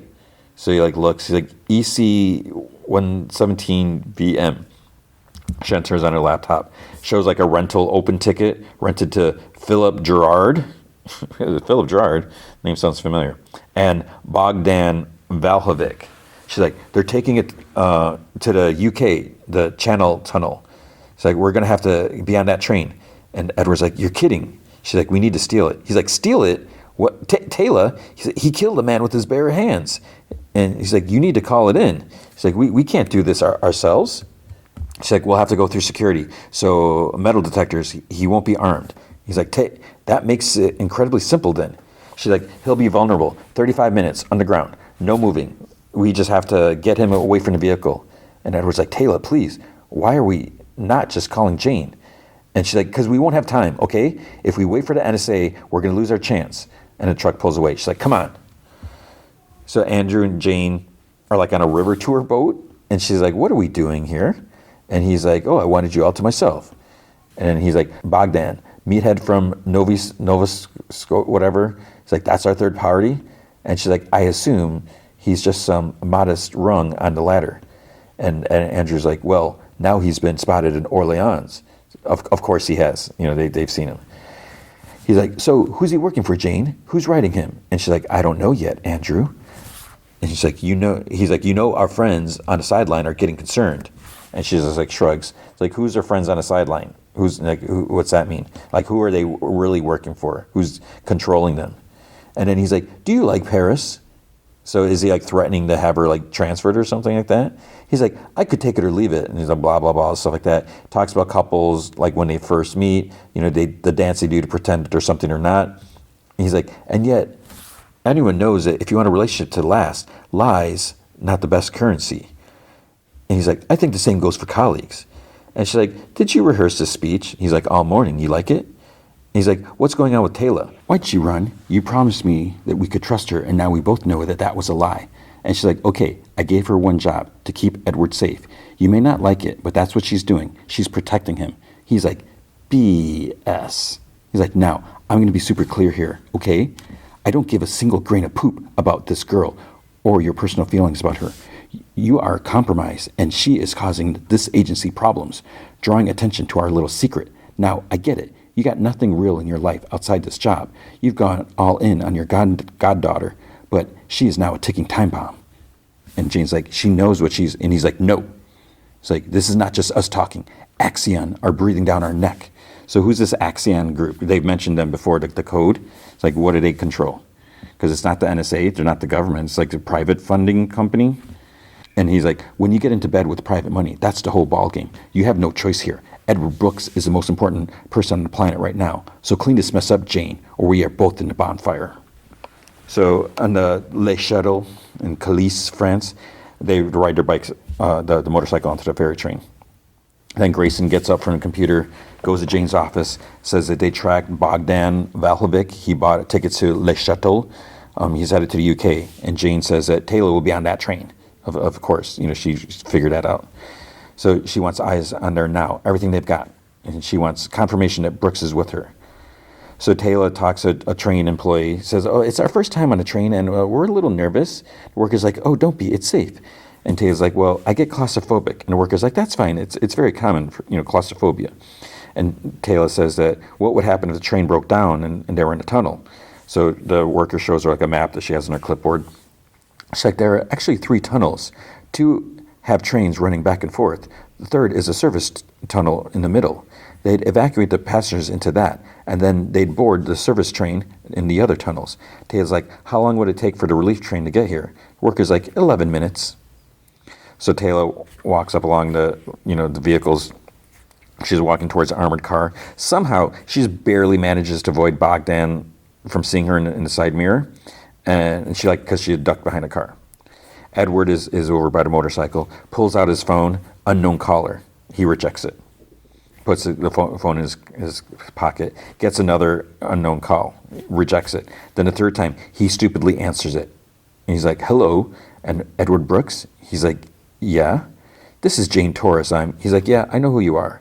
And she's actually watching him on a camera feed. There's like a camera from inside the train, and Andrew's in the room, like sitting next to her, or like across from her. And she's like, can you put Taylor on the phone? And he's like, how did you get this number? And Jane's like, I don't think you need me to answer that question. You're a pretty smart guy. And he's like, she's not here, but we need help. We need backup. And then Taylor walks up. She's like, Ed, who are you talking to? And why do you have a phone? He's like, it's your fairy godmother. I asked for backup, but she takes the phone and walks. And she's like, hello? And Jane's like, don't hang up. Just listen to me. You need to get off that train. You will be in an enclosed space with a very dangerous man. And she's like, oh my God, Jane, don't pretend like you give a poop. And Jane's like, Taylor, this is big picture stuff, okay? She's like, my God, you should hear yourself. And Jane's like, it's complicated. And Taylor's like, no, you really should have prepped this conversation. You know that? And Jane's like, listen, let's get you home and we can talk it out, okay? And Taylor's like, so who do we have now? Robert Malinger, Ricky Olson to add to the trail of destruction you left in Baghdad? Jane's like, we can. And then Taylor's like, did you get him? Because that's what Jane said on the comm. And Jane's like, I need you. And Taylor's like, did you get him? And then Jane's like, just shut up and listen to me. And Andrew's even like, huh? So she's like, somewhere on that train is a private security operative. And Taylor's like, Bogdan Valhovic. Jane's like, yeah, okay, so we cannot let him get his hands on Edward. And Taylor's like, okay, so wait, now I'm confused. You're concerned about his well-being? You're saying that your plans have changed? And she's like, Jesus, Taylor. It's like, at this point, that young man is everything. What he knows is everything. I swear to you on my mother's grave, This is all I want. You and him safe. She's like, you look exhausted. And she starts looking around for a camera. And she's like, Taylor, are you listening to me? I am the only friendly face you will ever see at this agency. I am your lifeline. And Taylor's like, you know my secret, but I know yours. And she hangs up. So what's Jane's secret? That she helped her? Or that can't be it? So she looks at Edward, and he puts out his arm. He's like, what's going on? And she's like, I told you to lose the poopy phone. And she like throws it down. And he's like, what did she say? And she's like, walks away from him. She sits under like the dome camera on the wall, opens her laptop, starts looking through some specs or something like that, types away, whatever, like selects all the stuff. A string of cameras shut off. So Jane just has static on her screen. And she's kind of like shocked. So Taylor's good at what she does. So Andrew just like kind of glares at her, and then he shuts his laptop. So Taylor walks back to Edward, and he's like, can I help? And she's like, we don't have a lot of time, just focus. So he says that he's feeling like he doesn't believe her anymore. And she's like, look, I'm just trying to protect you, Ed. He's like, by lying to me? And she's like, no, I'm not lying to you. And he's like, protect me from who? And she said, look, I told you, we just don't have time for this, okay? I need to find a number. And she's going through like messages on her laptop. And he's like, we're on our own, aren't we? So the train starts moving. She's like, I'm going to call in a security threat. It's like, that way they'll have to stop the train and evacuate all the passengers into the service tunnel. And he's like, Jesus. It's like, that'll give me time to pick the locks on the van. You just have to go in and identify the piece that we're looking for. He's like, no. It's like, how am I supposed to? And she's like, if the steward comes to you to load you into the relief train, just, I don't know, hide, improvise. Look, I don't have all the answers. And he's like, yeah, I get that. But I can't just, she's like, do you want the missing piece or not? And he's like, tell me what she said to you. So then she's like, we've entered a tunnel. Clock's running. Let's get started. And she calls a number. She's like, security passcode clearance Artemis. Can I speak to Antoine Gorecki at the BSI? They're like, state your code. And she's like, we received a code 0 on a UK-bound shuttle train. And Edward's like, what's a code 0? It's like, shut up, dude. And then they're like, acknowledge, bomb alert on northbound shuttle train. So she waits. Then the train car goes black with like, and then there's like red security lights on, and then the lights go back on. So then she gets off the phone. And then over to intercom, they say that an incident has occurred, which requires, and so she starts a timer on her watch. She says they have 11 minutes till the relief train arrives. So they duck down behind like a station wagon. Baghdad is being told that he can't stay there, and he's like arguing. He's like, you don't understand. He's like, they say, nothing that they can do, so he just lock the van. So then she's working on the lock. She's got like this big thing trying to, I don't know what it is. And the security team's like looking under vehicles like a few cars away. They're getting closer because they're checking under all the cars if there's any bombs there, which I don't even see. It's like it could be like under a car seat, or it could be like in the trunk in a box. So Taylor's like, we have 7 minutes, and she tells him to get underneath the van, and he's like protesting. She's like, just get under. They come up, and she's like, oh, I just need to get something from my car. They're like, no, you have to leave. And she's like, it'll just take a couple of minutes. And the guy's like, I don't care. And he's like, you have to leave now. And then she reaches for like the lockpick thing. She manages to grab it as he's like kind of really like escorting her away. And she's like, got it. But she's really saying that to Edward. So they leave. He goes inside, and he's like, she kind of looks back, sees him like getting in there. So he opens his notebook. He starts opening drawers. So at the train tunnel stop, whatever, they say that they're 2 people short, and the dude's like 1, since they just brought Taylor there. And she's almost standing like in front of Baghdad, which is kind of crazy. So it's like, is he going to recognize her? So Baghdad tells the guy he's with, he's like, I'm going to go back to the van. Edward's like in the van, opening drawers. He finally finds it, and then the door to the back like bangs. And he like kind of like freaks out. He grabs the box with the page, sticks it in his bag. He goes out the front door, like right when Baghdad like opens the back. So he sees him. So he starts chasing him. They're like running.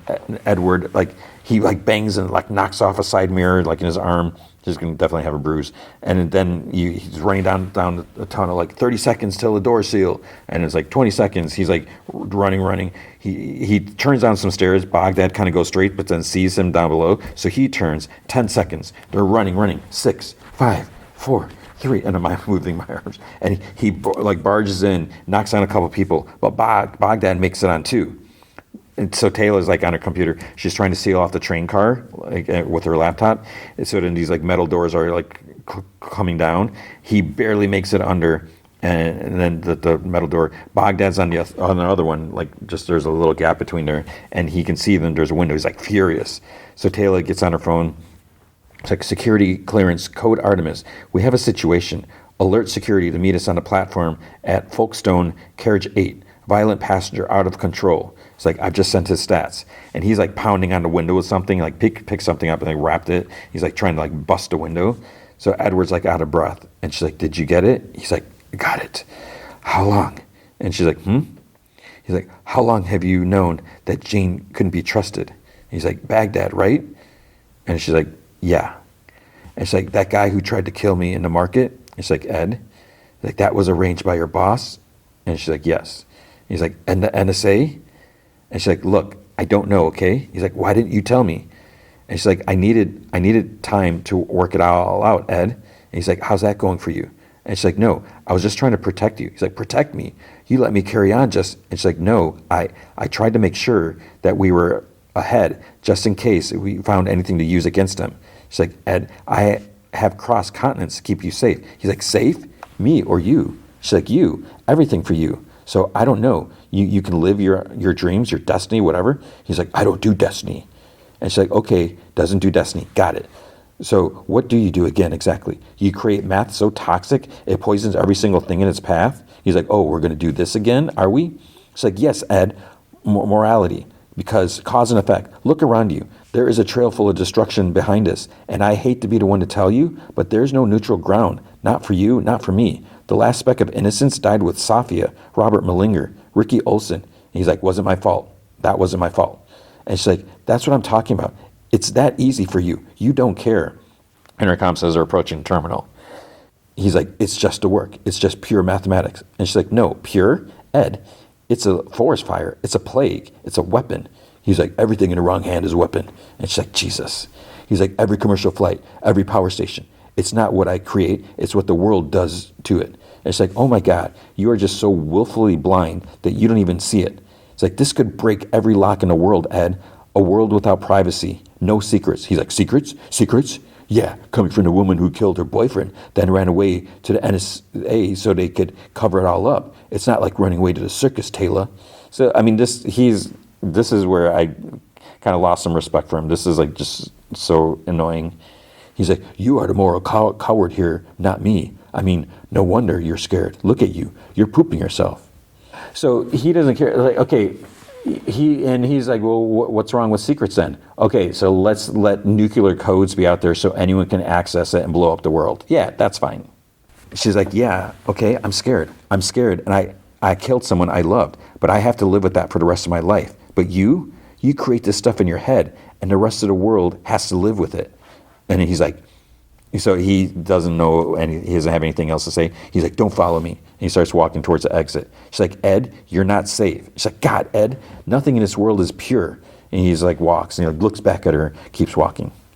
So then off the train, he walks with the crowd, gets on a bus, and there's like a camera in the back of the bus maybe, but then you hear, trap him. He's got work to finish. And I think there's a woman watching him or something, because it almost looks like there's someone with like a earpiece in. So Taylor's like at the back of another group. She gets on another bus, and a guy sits next to her. And I couldn't tell if it was Andrew or someone else. It was another white dude in a suit. So they all look the same. He takes out a phone, hands it to her, and she like rolls her eyes and takes it. And then, stupid Jane, I guess I'm left to clean up your mess again. It's like, okay, let's talk. It's like, shut up, Jane, or your mess. It's like, you're the one killing people and killing the wrong people. So that was a prime target. But yeah, I don't know what they're going to do, because basically Ed has all the information now that he needs. So we'll have to see what happens from there. Your Friendly Neighborhood Spider-Man, final 2 episodes. And okay, this is me trying not to complain that Disney, and I'm not going to say it, but I am going to say it, that they just flooded out all the episodes and now we're done, and now we have to wait. And actually, we've been done since last week, but I'm behind. All right, so let's just get started. Season 1, Episode 9, Hero Menace. So Doc Ock, he's like reading the Sokovia Accords in jail. He complains like over the grammar and content, stuff like that. And then they're like, you have a visitor. And it turns out to be Norman. Because at first he's like, I don't need a court-appointed attorney. He's like, I'm better defending myself. But it's Norman. So they're sitting at like the window on the little phones. And Norman like takes out like a little handkerchief or something like that. He doesn't want to touch the phone with his bare hands. He's like, Otto, it's been a while. How have you been? You're looking good. And he's like, oh, me? You know how it is. OpsCorp is better than ever. We've really expanded the business since your departure. Medical advancements, security solutions. We're even close to space exploration. It's like, imagine, Otto, OpsCorp astronauts, or what's he say? He said astronauts instead of OsCorp, whatever. He laughs. He's like, I should trademark that. He's like, and how are your endeavors going? Like, oh, right. Obviously not how you planned. After making your grand exit from OsCorp and referring to me as your intellectual inferior, you vowed that one day I'd be begging you for a job. But it seems I've forgotten my resume. All I have is this. He holds up the phone with a picture of Iron Man, and the headline's like, Iron Man puts away dangerous criminal. And he's like, apprehended by Iron Man. Love that for you. I'll admit, I've never been a fan of Stark, but when Ross suggested using him to bring you in, I couldn't ignore the poetic justice of it all. Otto finally speaks. He's like, what are you babbling about? And Osborn's like, Stark might be wearing the armor, but I put you here. I found your warehouse. I tipped off Secretary Ross. And as of a few hours ago, I finalized a deal to study every invention and schematic from that pitiful hovel you call a lab. That's right. Everything you've ever designed now belongs to OpsCorp. I didn't even have to pay you a cent. In fact, you're going to rot away in a cell that I put you in. And then Otto's like, who are you trying to impress, Osborn, me or yourself? You hid in the shadows and reap the benefits of someone else's work? Surprise, surprise. You're an opportunist, the type of parasite that society rewards because you put on a suit and a smile and make them believe you're more than the scheming man-child that you are. But despite everything that you've taken from me, I still have what you lack, substance. One of me will always be worth 1,000 of you. And then Norman's like, as much as I'd love to keep listening to the rantings of a criminal crackpot, I'm afraid that there's nothing you say to me that matters anymore, Otto. I've won and you've lost. Please, for once, just try to be gracious in your defeat. And then as the guards are taken away, you've won nothing but the full attention of Dr. Otto Octavius. He starts like pounding like on a glass divider and with the phone. That's when the officers grab him. He's like, mark my words, Osborn. I promise I'm going to get you for this. Do you hear me? The die is cast. I love that they had him say that. So at Otto's lab, stuff is being loaded into like an OpsCorp truck while there's like a couple officers watching. Big Donovan pulls up with Dozer and Lonnie in like a car. He's like, so that mummy-faced fool was right about this place. And it looked like we made it right in time to get what we need. Dozer's like, you might not have noticed, man, but there's cops over there. He's like, I got eyes, Dozer. Obviously, we need to step up and get rid of those fools. And Lonnie's like, get rid of them? He's like, exactly. These boys in blues are the only thing standing between us and getting what we need to end the war with Gargan and the Scorpions. And Lonnie's like, yeah, I'm down with that part, but picking a fight with the police? It's like, come on, Don. I don't think that's when we can win. And he's like, relax, Tombstone. It's just a couple of cops. By the time they know what hit them, we'll have more weapons than Stark. And Lonnie's like, but what if something goes down? And then Cyrus, whoop, whoop. And Dozer's like, yo, they're leaving. So then Don like chuckles. He's like, this is going to be easier than I thought. Let's go. And he has like 4 cars behind him, it looks like. So Pearl and Nico, they went out for boba. Pearl thanks her for agreeing to hang out with her. It's like, it was short notice, but she needed some girl time. And Emma's been ghosting her since she flaked earlier. Nico's like, oh, don't worry about it. He's like, I need an excuse to get out of the house and clear my head. And she's like, things have been all over the place lately. And Pearl's like, yeah, I get that. She's like, at least now we've got each other. She hugs Nico, which kind of surprised her. And she's like, we'll have to make this a regular thing. And Nico's like, I love that. Then later, Nico's like on her own walking. She sees on her phone she has a message from Peter, so she puts like earbuds in and like listens to the message. Police in a truck stop at a red light. Big Don and the crew speed up to them. Then he signals one, and it like swerves and drives like into the sidewalk. So they look, and like 2 cars like sandwich like the squad car. Others yank out the OsCorp employee from the passenger seat. The driver like hits the gas and darts forward. So there's still like one squad car following them. Don speeds up and drives alongside the truck's right side. Lonnie's like, he's like, what are you doing? And Don's like, just watch and learn, kid. He slams into truck's side, and then the other squad car is like forced over, and it like hits a fire hydrant. And Lonnie's like, you got to stop before someone else gets hurt. And then Don hits the truck again. Another Don's crew like starts hitting it from the other side, so they're hitting the truck from both sides. Nico's still listening to Pete's message while she's walking down the street. The Oscorp driver like guns it and like turns a corner. He like hits a taxi. People panic on the sidewalk, but Nico doesn't know like what's going on because she's still listening to voicemail. And she turns and she sees a truck like headed right at her, and she's like backed up against like a bus sign thing, whatever. And then the truck like slams on its brake, but it's coming right at her. And she like holds up her pendant, and then like the screen goes black. And then there's kind of like a crash. And she opens her eyes, and she sees Spider-Man, classic red and blue costume, web costume. He's holding up the trunk's front end. He's like, "Are you okay?" And she's like, "Peter?" He's like, "Yeah, it's me." He sets the truck down. He's like, "I'm here, Nico."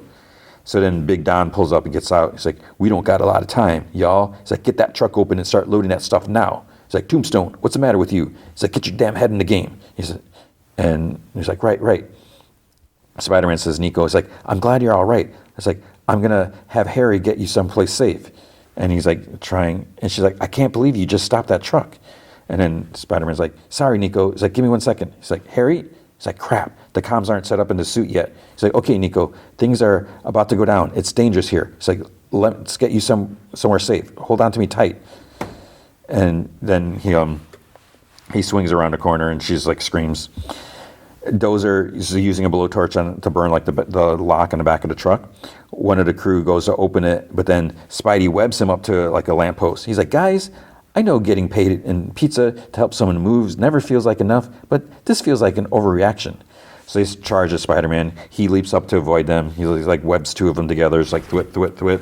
He's like, "Okay, we really gonna do this? Because I totally brought enough webbing for the whole class." And then he's like, "Huh?" Because he looks right at Lonnie, and then he jumps down. Dozer charges at him, but Spider-Man just easily dodges him. He webs his foot to the ground. He's like, "Dude, you know you shouldn't be here, right?" And he's like, "Look, Spider-Man, it's not what you." And then like, wait, did his spider sense kick in? Because behind him, Scorpion's tail comes like right at him. He's able to grab Lonnie out of the way, and then the tail like smashes into the road. And he's like, "Oh man, it's him." So Gargan laughs, and so Mac's like, "Looks like the 1/10 decided to throw a little party."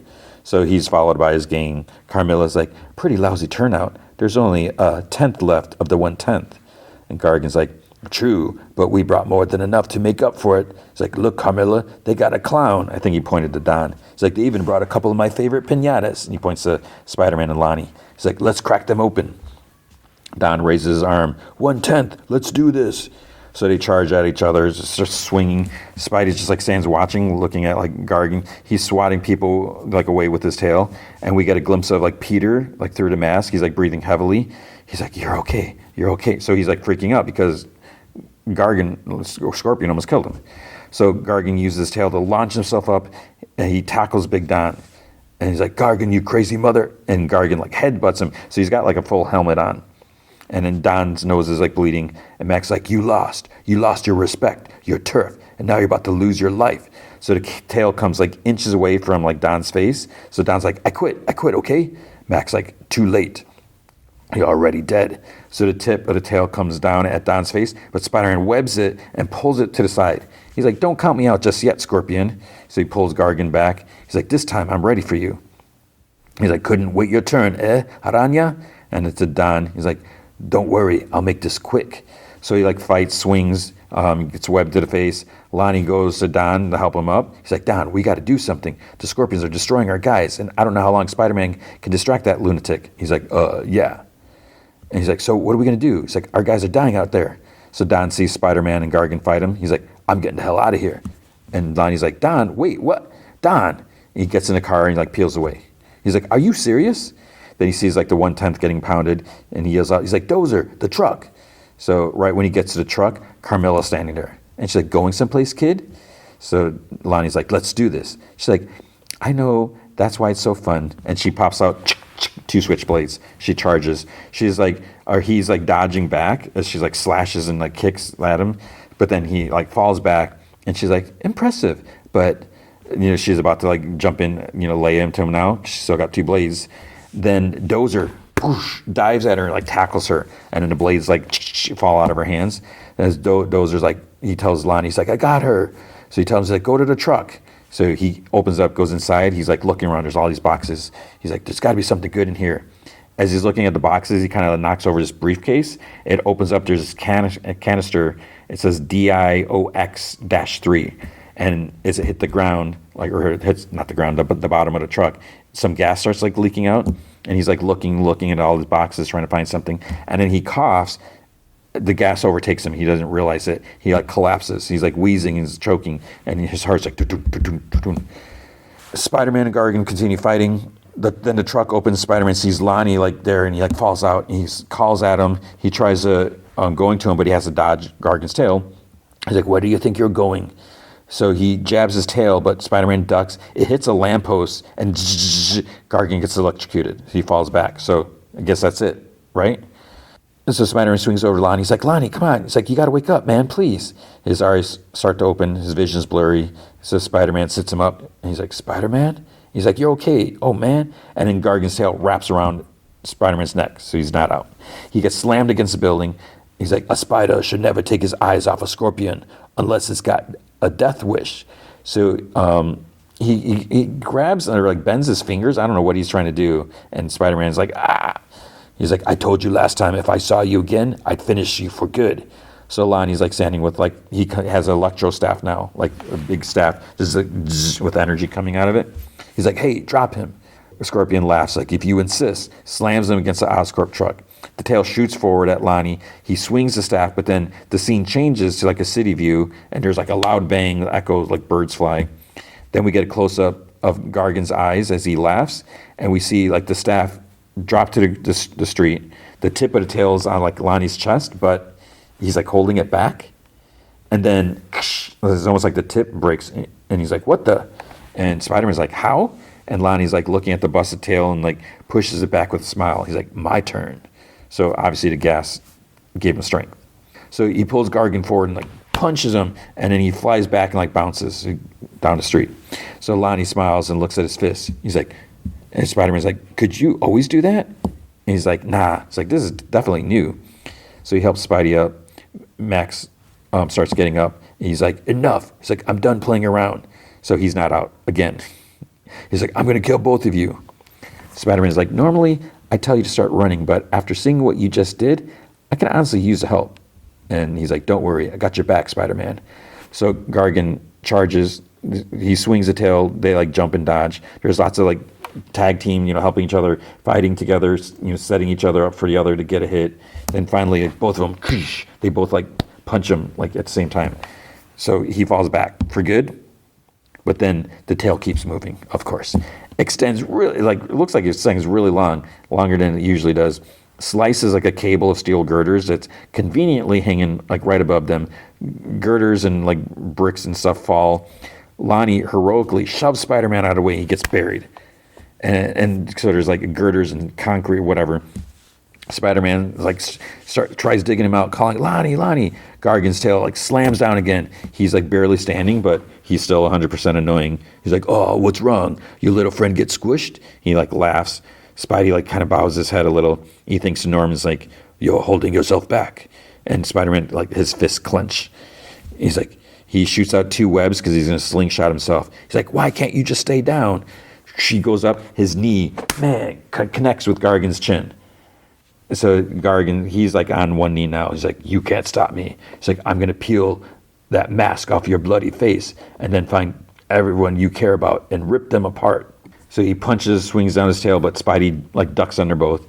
He lands another punch under his chin. He hits him again. And he like flies back. Norman's voice like, embrace the true power of your abilities. So he's up in the air. He comes down. He delivers another blow. And he's like, is that all you got? And Norman's voice is like, that's the level I need Spider-Man at. That's the level I need you at. So he swings the tail. Spider-Man dodges, thwip. Scorpion swings the tail, dodge, thwip. So he hits him twice in the chest, like once in the face. Gargan like pulls off the webbing because it's not super sticky, I guess. Then Spidey webs him down, like covers his torso. And then Norman's like, the Scorpion almost killed you. Do you know why? Because you held back and he didn't. So Spidey punches him. Gargan's helmet flies off. He punches him like 10 times. And Gargan like tries hitting him in the chest with the tail, but Spidey catches it. And then you hear Norman, with great power comes great respect. He's holding the tail over his head, and then he's like screams. He thrusts it down at Gargan, and Gargan, he's like shocked, for a moment. But then Lonnie stands in the way. He's like, stop. He's like, he's had enough. And Spider's like, no, he tried to kill me. He tried to kill you. He's going to keep trying it unless somebody. And Lonnie's like, look, I get it. Trust me. But look, you don't want to be like him. And he has like Spidey look at his reflection in a car window. He's like, people look up to you. He's like, don't throw that away. And he takes the tail out of Spider-Man's hand. And Scorpion Gang starts like walking away. So Spidey webs up Gargan. He webs his tail down. And then he's like, you should probably get out of here. And Lonnie's like, yeah, I mean, same to you though. And Spider-Man's like, good point. He's like, hey, thanks for the help. And he holds out a fist. Lonnie's like, hey, I owed you one. Fist bump. And Spider-Man's like, well, stay safe, man. He swings away. And Lonnie's like, hey, I mean, I'll try. It's like, trouble seems to find me, though. He walks past 1/10ers and they, like, follow him. So he's probably going to lead. Since Don took off, Lonnie's probably going to be in charge. So then we see SWAT officers are on the scene. There's a helicopter flying overhead. Nico walks by. She walks into an alley. She's like, Pete, yoo-hoo, Spider-Man, I'm here. Then he pops down, like, upside down in front of her face. He's like, hey, Nico. And she screams, punches him in the face. So I guess he doesn't have spider sense after all. And she's like, oh my gosh, Pete, I'm so sorry. And he's like, man, Nico. He jumps down, like takes off his mask. He's like, I'm so sorry. I didn't mean to scare you. He's like, seriously. And she's like, no worries. He's like, I don't know why I do this. No one thinks it's cool. She's like, no, it's okay. It was cool. She's like, I knew it was you, but somehow I still didn't believe it. And he's like, Nico, I'm sorry I didn't tell you sooner. I definitely wanted to, but, and she's like, no, I'm sorry. I understand why you didn't tell me. I can't imagine all the stress and responsibility you're taking on. When I'm complaining about not having time to do homework, you're getting it done after saving lives every day. And Peter, like, sheepishly is like, well, more like stopping a few bike thefts here and there, but yeah. And she's like, no way, Pete. Seeing you today, watching you save people and not even thinking about the risk yourself, I saw a hero. It's like the same one that saved me last year at Midtown. It's like, I know I didn't find out about your secret the way you probably wanted me to, but I'm happy to continue being there for you, like only your best friend can. It's like, if you're okay with that, I mean. And she kind of chuckles awkwardly. And he gives her a hug. He's like, Nico, I couldn't be more okay with it. And she's like, okay, we're friends again, so get away from me. And she like pushes him. And he like chuckles. He's like, good. And just so you know, I promise, no more secrets. And he like swings away and she looks up. She's like, yep. And then she looks at her pendant. She's like, no more secrets. So here, okay, super hypocrite Nico. Obviously, I don't know what she knows about her pendant. Does she know anything? But if she does, she's being an uber hypocrite. So then we see Peter and May watching, I think it was The Bachelor they were talking about, and she's like on the edge of her seat. She's like, if so-and-so gets kicked off, then I'm going to throw the TV off the balcony. And Peter's like, you said that last time, May. And she's like, yeah, but this time I mean it. His phone vibrates. The screen's like Mr. Osborn. So he's like, I got to take this. He's like, let me know what happens. He goes in the other room. She's like, if you hear glass breaking, you'll know. So he answers, like, hello? Peter, how are you? I thought you might come by Oscorp for a debriefing, but what you did today, I just had to call to show my gratitude. Thanks to you, pretty much everything we collected from Octavius' lab made it to Oscorp in one piece. And his computer shows a canister, DIOX3. It's marked damage. And Peter's like, pretty much everything? And Norman's like, a few of the items were simply damaged in transit. Just a few broken vials here and there. Honestly, Peter, I don't know what we'd do without you. I wish we had 100 Spider-Man. And he like chuckles. He's like, yeah, that would take a lot of work off my plate. Actually, Mr. Osborn, there's something I should mention. Earlier today, when I was fighting the Scorpion, he's like, yes, I saw Mac Gargan is in police custody thanks to you. And he's like, yeah, when I was fighting him, I kept thinking back to what you said earlier, the stuff you said about me having great power and being respected, and something came over me. I almost went too far. And Norman's like, but you didn't. He's like, I know, but... And Norman's like, You're capable of incredible things. With all your talents, you could easily do whatever you please. Yet, you choose to show mercy, to be a hero. That's a tough road to follow, probably the toughest. There's going to be moments where you just stray. Everyone does. But you found your way back. At the end of the day, that's all that matters. And Peter's like, okay, you're right, Mr. Osborn. You're totally right. Sorry about that. No apologies necessary, Peter. As I've said before, both Oscorp and I owe you a great debt for your actions today. So please, get some much-deserved rest, and we'll speak tomorrow. He's like, sounds good. Thanks, Mr. Osborn. Have a great night. You too, Peter. His call ends. Norman lets out a big sigh. He calls Miss Porter, his secretary. He's like, you can send him in now. So he's talking to his scientists. He asks them for an update. The first dude's like, all of the former Octavius tech has been unloaded and categorized. We'll begin testing and possible implementation later this week. He's like, wonderful. Next. So next woman, she's like, the gyroscopic for the glider prototype are steadily improving following its recent field tests. And Norm's like, glad I could help. And Dr. Whitman, so he's a dude in charge of the interns. He's like, well, the intern tests are faring better than I would have expected from that lot. Parker, with Dr. Connor's help, of course, has created a pretty innovative magnetic generator. It's like the others should have their projects up and running soon. So I wonder if the magnetic thing is going to be like what the Green Goblin uses to keep his boots on the Goblin glider, so he doesn't have to worry about falling off. He's like, and your other duties? And Whitman's like, yes, those. Well, the tests have been going exceedingly well. So we see like some scientists in the lab. One opens a drawer and there's lots of spiders in there. So Whitman's like, thanks to the blood sample we received the other evening, I believe that we will be able to successfully replicate Spider-Man's unique DNA structure in no time. So you see like a little blue spider gets injected like with blood, like probably Peter's blood, whatever. And Norman's like, splendid. Norman, what are you doing? So that's the end of episode 9. Okay, then the final episode of the first season, season 1, episode 10, If This Be My Destiny. Wait, that's what it is, right? If This Be My Destiny? Because that's the comics. That's the series where he lifts up the big thing, the Master Planner saga out. Anyways, we don't have any of that here. This is the last episode. It was weird because episode 9, I feel like, really wrapped a lot of things up. And in this one, wrapped things up, but then there's like more, like, and I guess planting some seeds and stuff like that. So it starts off at the school, the high school. The coach is on the loudspeaker. He's talking, congratulating the boys for giving it their all. It's like they didn't bring home the gold. They didn't get a trophy. He's like, that's okay, that happens. And I'm sure part of it is because Lonnie's not there anymore. I don't know if he's dropped out of school, what's going on, but he's not on team. And it's like the coach mentions they'll be having tryouts over the summer and stuff like that. So then in science class, Pearl is like freaking out because Peter's not there yet. They got their the big science thing, and Nico's, so now that she knows Peter's secret, she can help cover for him. She's like, oh, I'm sure he's close. She's just give him a few more minutes, and she's like texting him. Or she texts, but then Harry. So she texts Harry. Harry tells Peter because he's doing whatever we call it. He's working with Spider-Man. The computer boy, I forget what they call it. So Harry tells Peter, Nico's saying Pearl is freaking out, something about a diorama, and Peter is fighting.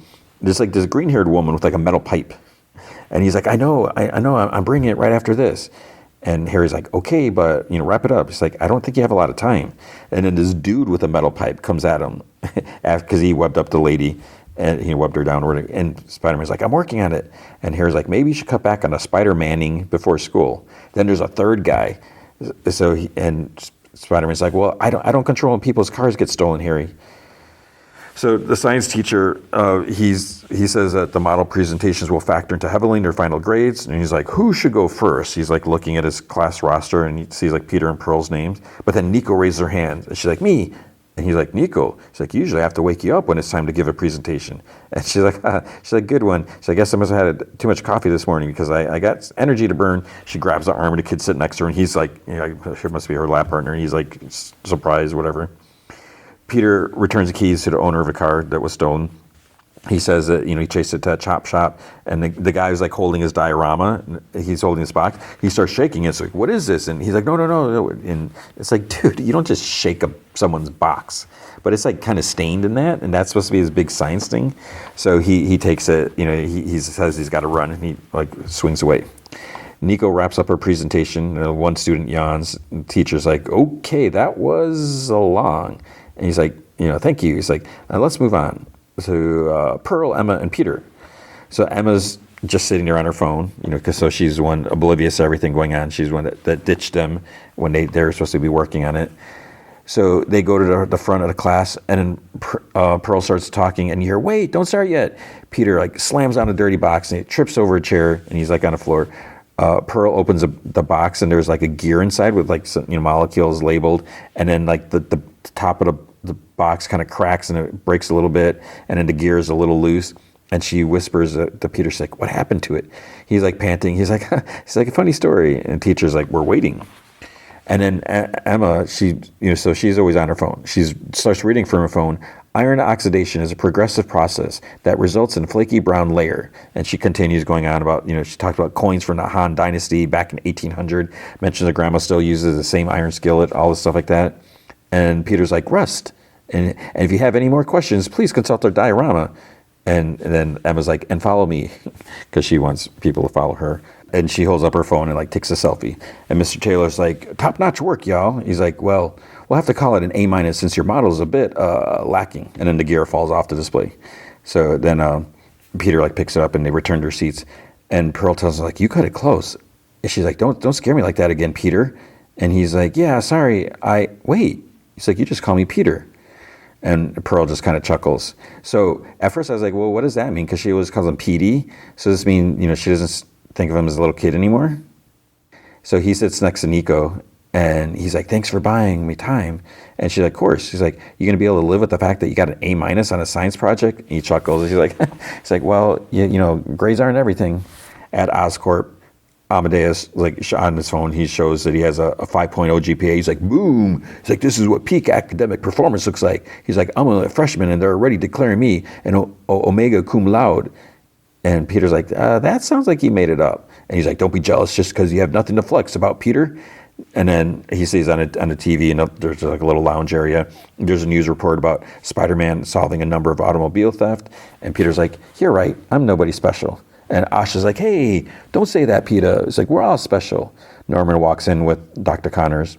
He's like, indeed you are. If you weren't, I wouldn't have hired you. You've all completed remarkable projects for Oscorp during your internship, and it's my privilege to oversee them personally in their final stages. And in Jean, so Jean's the one that was kind of like spying like on Norman's private floor or whatever, and she's just kind of rude. She's like, really? She's like, you didn't seem to be paying much attention before. So it's like, dude, it's like, do you really want to work there? Or should Norman like kick you to the curb? So he's like, oh, make no mistake.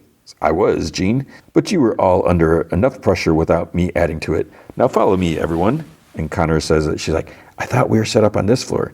And he tells her that he had Dr. Whitman move everything up to a more secure testing lab. And they enter this giant, like, hangar-sized room. Welcome to Project Monolith. It's like the most ambitious venture in Oscorp's history. He's like, Asha, you probably recognize the star maps you and the aerospace team spent so long drawing up. He's like, that's right, Gene. Your quantum tunneling algorithms are a vital part of this too, as is Amadeus' masterwork of engineering. And Amadeus interrupts. He finishes a mechanical frame capable of suspending an Einstein-Rosen bridge. And Norman's like, yes. And Amadeus is like, yeah, I figured out what we were really doing a long time ago, Chief. The schematics he wanted built were a dead giveaway. It's a gateway, people, to outer space. And I'm betting Pete's magnetic generator powers the whole thing. So, okay, so maybe I was wrong about the magnetic thing. I thought that was going to be to keep boots on the goblin glider. Apparently not. So Peter says, he's like, a gateway? And he asks Dr. Connors if she knew about this. She's like, no. And she asked Norman, she's like, what's this all about? He's like, it's about doing the impossible. Together, we've unlocked faster-than-light travel, instant matter relocation. The limitless resources of the galaxy are now at our very fingertips. And I say, let the harvesting begin. Amadeus is like, I always knew I'd change the world. And Norman says that they've already seen this type of technology utilized on Earth, just not by humanity. He's like, Thor's arrival in New Mexico, the Chitauri invaders here in New York, and reports about an unidentified attack that left Midtown High in ruins. It's like, there are beings that can traverse space in an instant. Now we can too. And Connor's like, each of those events caused massive amounts of destruction, Norman. It's like, you have to think about what you're inviting here. And Norman's like, oh, I have, Carla, and I'm inviting evolution. It's a wild, wild universe out there, and a flawed group like the Avengers is enough to keep us dominant in it. So we're pushing forward on our own. We'll take from the stars themselves and become as formidable as those we once revered as gods. And Jean's like, none of that matters. We didn't agree to this. And Norman's like, being involved in this project will skyrocket your careers. I always have your best interests at heart, Jean. No one knows that better than Peter. Right, Peter?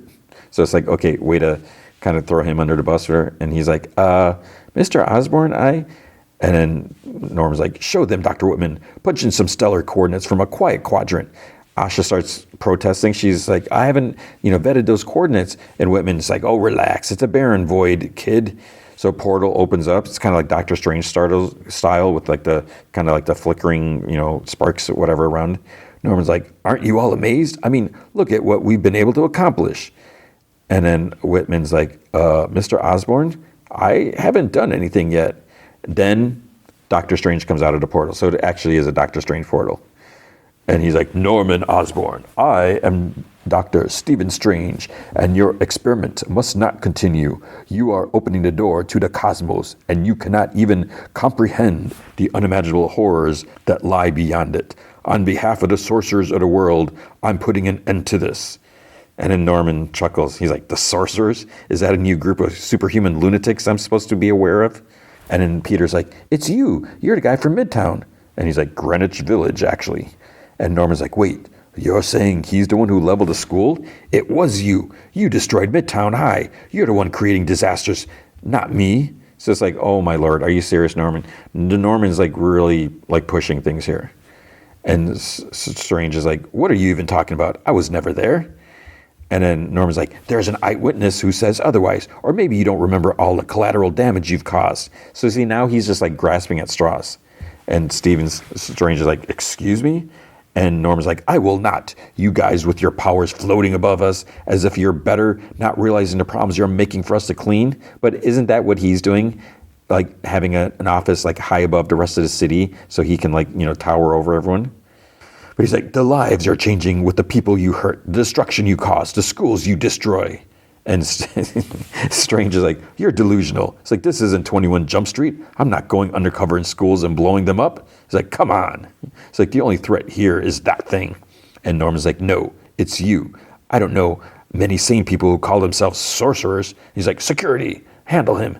So there's like these armored dudes, like these big repulsor guns. So they start shooting, and it must be like sound waves or something like that, because it brings Doctor Strange to his knees, and he's like holding his head, his ears. So then Norman's like, Whitman, activate Monolith. It's time to prove all the naysayers wrong. And Peter's like, I don't know, Mr. Osborn. Maybe you should listen to the magic doctor. And Norman's like, do it now. So Whitman, he's been hitting some bunch, enters some code and whatever, coordinates, hits whatever, big metal portal lights up. Strange is still on his knees, clutching his head. Then he finally does a spell and knocks the guards shooting him, like knocks them out. So then he floats up. You have to shut this down now. Then there's an explosion that knocks him back, and then they see like space. And there's like some like rocks floating, whatever. Looks really nice and calm. Norman's like, breathtaking. And it's silent. Everyone's just staring. Norman's like, congratulations, everyone. Perfectly safe. And then looking at Strange, he's like, and no unimaginable horrors. But then a shadow starts coming over the portal, and then it goes black. And there's like some like low snarling, and we see what kind of looks like venom eyes. And then the creature from the first episode climbs out and roars. Norman's eyes go wide. They're big, and he's like, what on earth? And Strange is like, exactly. Everyone, get out of here. So he charges at it. Jean doesn't move right away. And then Peter's like standing kind of frozen. He's like, how is this happening again? So Jean and Asha start running, and then Jean actually saves Asha. This council or some like big hunk of something gets thrown in their direction, so she like kind of knocks her down and it goes like over them. Connor, she noticed Peter isn't coming. She's like, Peter, come on. And he exits the room with them, but then he opens up his backpack with his costume in there. Strange is trying to fight with like magic sword. Like he's trying to block, but it doesn't really do much. It just like ends up getting shattered or something like that. So he gets thrown, he knocks Norman over, and part of the machinery's hit and the power gets cut off. So the portal closes, but the creature's still there. Whitman is like still in the room. He like ducks under the computer console. He sees the exit's like way too far away, so he can't make a run for it. He's going to get attacked.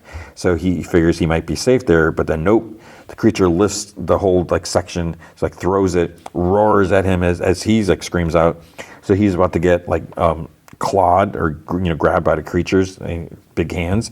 But then Spider-Man pulls him away, makes a joke about meals not being included on the intergalactic fight plan, and then the creature just roars at him. He's like, "Hey Doc, you might want to start running now." So Whitman thanks Spider-Man and he starts running. The creature goes after him. Spidey webs him, pulls him back, makes another joke. He does like his slingshot kick move, but then the creature grabs him with like two tendrils from its back, slams him against the ground, and slams him against the wall, and like through the wall actually ends up in like the next room, and is like full of reptiles and spiders and all the creatures that Oscorp's been gathering. So he's like, okay, this alien doesn't like my jokes either. So he jumps back through the hole, but then we see the blue spider that was injected with Peter's blood, with his DNA, crawls out and from its like knocked over aquarium. And is that the spider from the first episode? How can that be? That can't be, right? No. Norman's still on the ground. The creature makes like a big spiked ball from his tendril, swings it down at Norman, but then he just like turns away and like lifts his arm to block it, but then Doctor Strange like blocks it with like a magic shield. And then, so he's back to continue to fight. Spider-Man checks on Norman, and he's like, I didn't intend for this to happen. You have to believe me. I never thought this would happen. And Spider-Man's like, you got to get out of here. So he swings over. Strange is like, nice of you to join us. And he's like, the name's Spider-Man. And he's like, I'm Strange. And Spider-Man's like, no more Strange than the gooey alien trying to kill us. Of course, he's got to make that joke. So he tries shooting at it, like kicking at it. And then Steven's like, you're going to the dark dimension until I figure out how to get you back home. So he opens a portal behind it. Spider-Man swings, kicks it, but then also goes through the portal. And Strange is like, wait. So Spider-Man, as they're kind of like fighting and stuff, his grunts are kind of muffled in the dark dimension, I guess. They're like floating, and while they're fighting and floating. There's like trippy colored psychedelic sky. There's some floating rocks and all that. And then the creature's tendril things get a hold of Spider-Man. Strange does a spell thing to, like, he manages to yank Spider-Man back. And he's like, can you teach me that? Or how to do that? But he also, like, webs the creature, the two or something like that, as they go through, slams it down. And Strange is like, only if you teach me how to do that. So the creature roars, crawls like towards them, like on several tendrils, like really like spider-like. And Strange like, this alien is taking everything we can dish out. So he puts like a magic dome over it to try to cover it. He's like, need to figure out how to get this guy back where he came from. So Spidey looks at the portal and the power lines and computer. He's like, I think I can get that wormhole thing open again, but I'll need a little bit of time. And Strange is like, I got you. Then Spider-Man, he looks at it. He's like, I might need a little bit longer than I originally thought to do the repairs. So then Strange is like, whatever happens next, you stay focused and keep working. Then it wraps up Strange. He manages to do like the spell like behind his back, and he shoves the creature like back. Spider's like what the what? He's like, and Strange's like, what did I tell you? And he's like, sorry. And he gets back to work. Creature charges. He's like, you and I are taking a little trip. So they go through like a magic portal. There's like a green shimmer over it. Strange is like floating in the sky, and he's confused. He's like, wait, where are we? Then he sees the Midtown High School sign. He's like, oh no, we're not supposed to be here. So now this is going back to the first episode. So meanwhile, Spider-Man's like shoving like power things back and like, webbing stuff, like power cables that were sparking. So he's trying to like get everything back in order, like all the everything couplings together. And then we see the escaped spider crawling on a beam like way up high. And then it starts like coming down on a web, like coming towards like the portal, because it has to go through, right? We already saw it. In the past, the creature has a hold of Nico, and Peter's like, I don't think she's interested, buddy.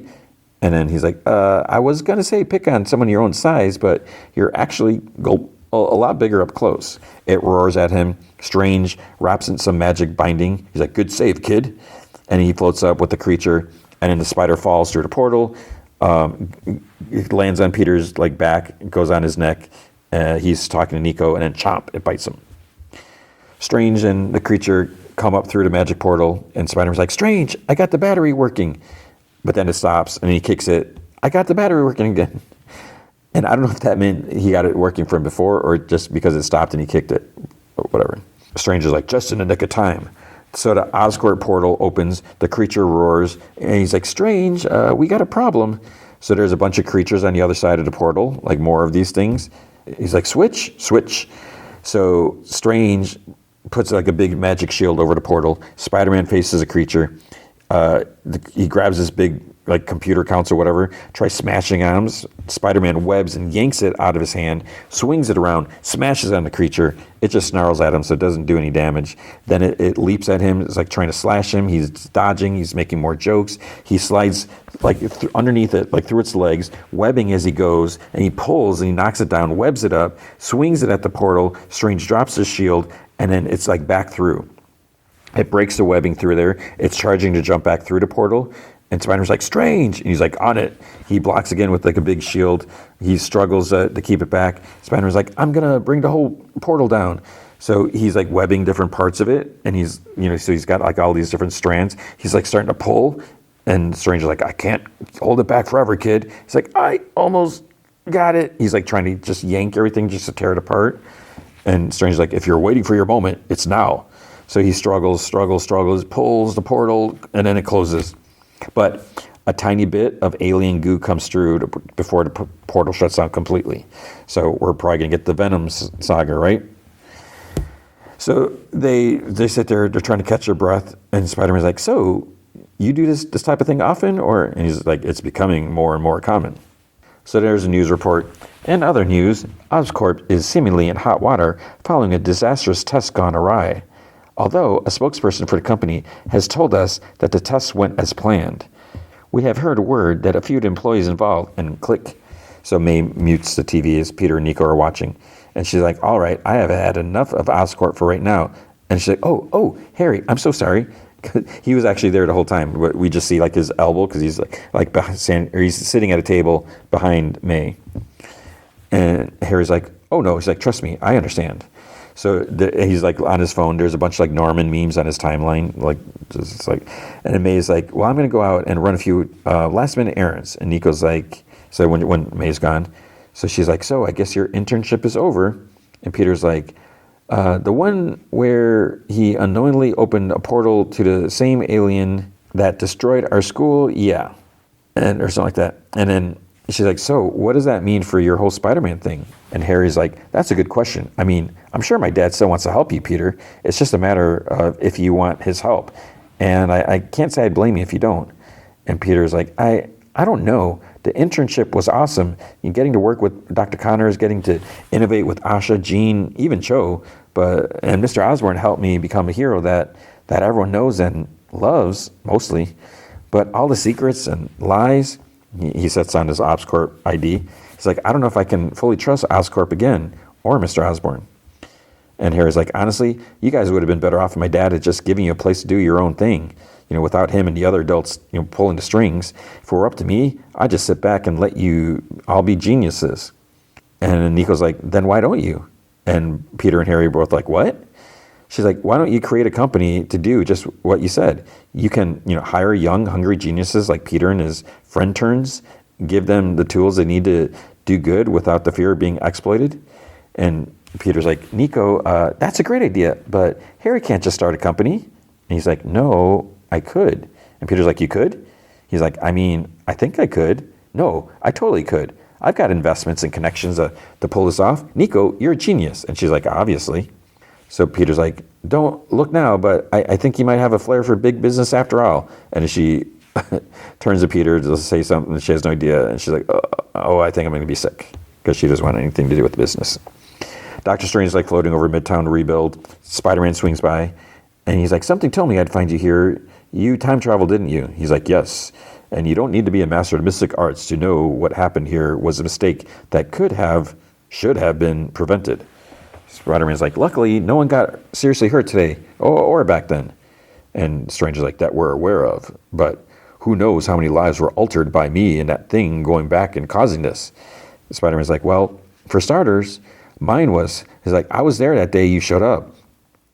And it was also the same day that I became me. But I believe that things are supposed to happen, they always find a way to happen. Sometimes they don't make sense. Sometimes they really don't. And sometimes they really, really hurt. But it's okay because those things put us on a path to becoming who we're meant to be. And this is who I'm meant to be. Stranger's like, hey, you're pretty wise for your age. What did you say your name was again? He's like, Spider-Man? And he chuckles. He's like, good save, kid. He opens like a magic portal, and then Spider-Man's like, wait. He's like, I gotta ask, if that necklace can take you to the past, you've probably been to the future too, right?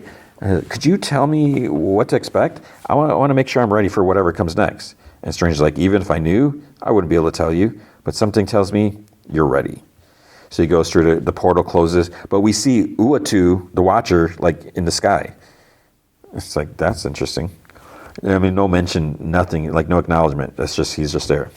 So Norman like breaks like some police barrier tape at the lab. He looks around, he sighs.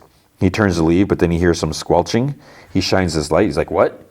Then he sees black alien goo that got left behind. And he's like, So he's going to do something with that, of course. Harry sends out invite. He has like a whiteboard with interns' names on there, including the ones that were there. But then there's like Scott Forbes. So I'm like, who's Scott Forbes? So I looked him up. He's like, the only Scott Forbes in the Marvel Universe was like an FBI guy. There's Max Dillon, who's Electro. Tia Miranda, who was one of the girl scientists in Unstoppable Wasp. That was like an acronym or something like that. Emmy Cho, I'm not sure who that is. Priya Agarwal was also an Unstoppable Wasp. There's Benjamin Anders. I couldn't find anyone with that name. Tony Sandoval, Toni. Ned Leeds, like what? Ned Leeds is no genius. Tiberius Stone, which is like the childhood friend and rival of Tony Stark. Then there's Adam Rodney, I think. Kidden Nixon, who's from NYX. That's a weird choice, and I don't know if she was a genius. Ripley Ryan, who is actually Star, the evil from Captain Marvel, who has a Power Stone now. And then Diane Jenkins, who was from Spider-Woman. So Harry's sitting his desk. He's like, all right, Harry, the second you hit send, this becomes real. And then click. He's like, okay, it's done. Welcome to the Worldwide Engineering Brigade, which is Web. So we see several people get the email. Like Asha seems excited. Amadeus just hits trash on his screen. He's like, nope. But he's sitting in an Oscorp engineering office. So maybe Norman hired him like separately or whatever. Jean gets the email. She's like in an alley, and there's a guy in the shadows. I was like, are you all right? You're usually quicker. And she's like, looks like Osborn's kid is following in Daddy's footsteps. Claims to have good intentions, though. So the guy in the shadows is actually Daredevil. And he's like, yeah, everyone usually does. Do you mind keeping an eye on him? Finesse? She calls her Finesse. Because he's been changing into a costume. She puts like a domino mask.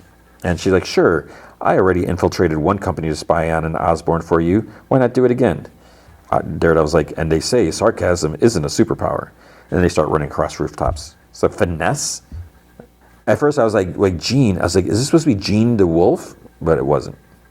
Lonnie gets an invite too. He talks to his mom about it on the phone. Says he thinks this is exactly what he needs to help get him back on track. So, and he's like, something like this will go to my transcript.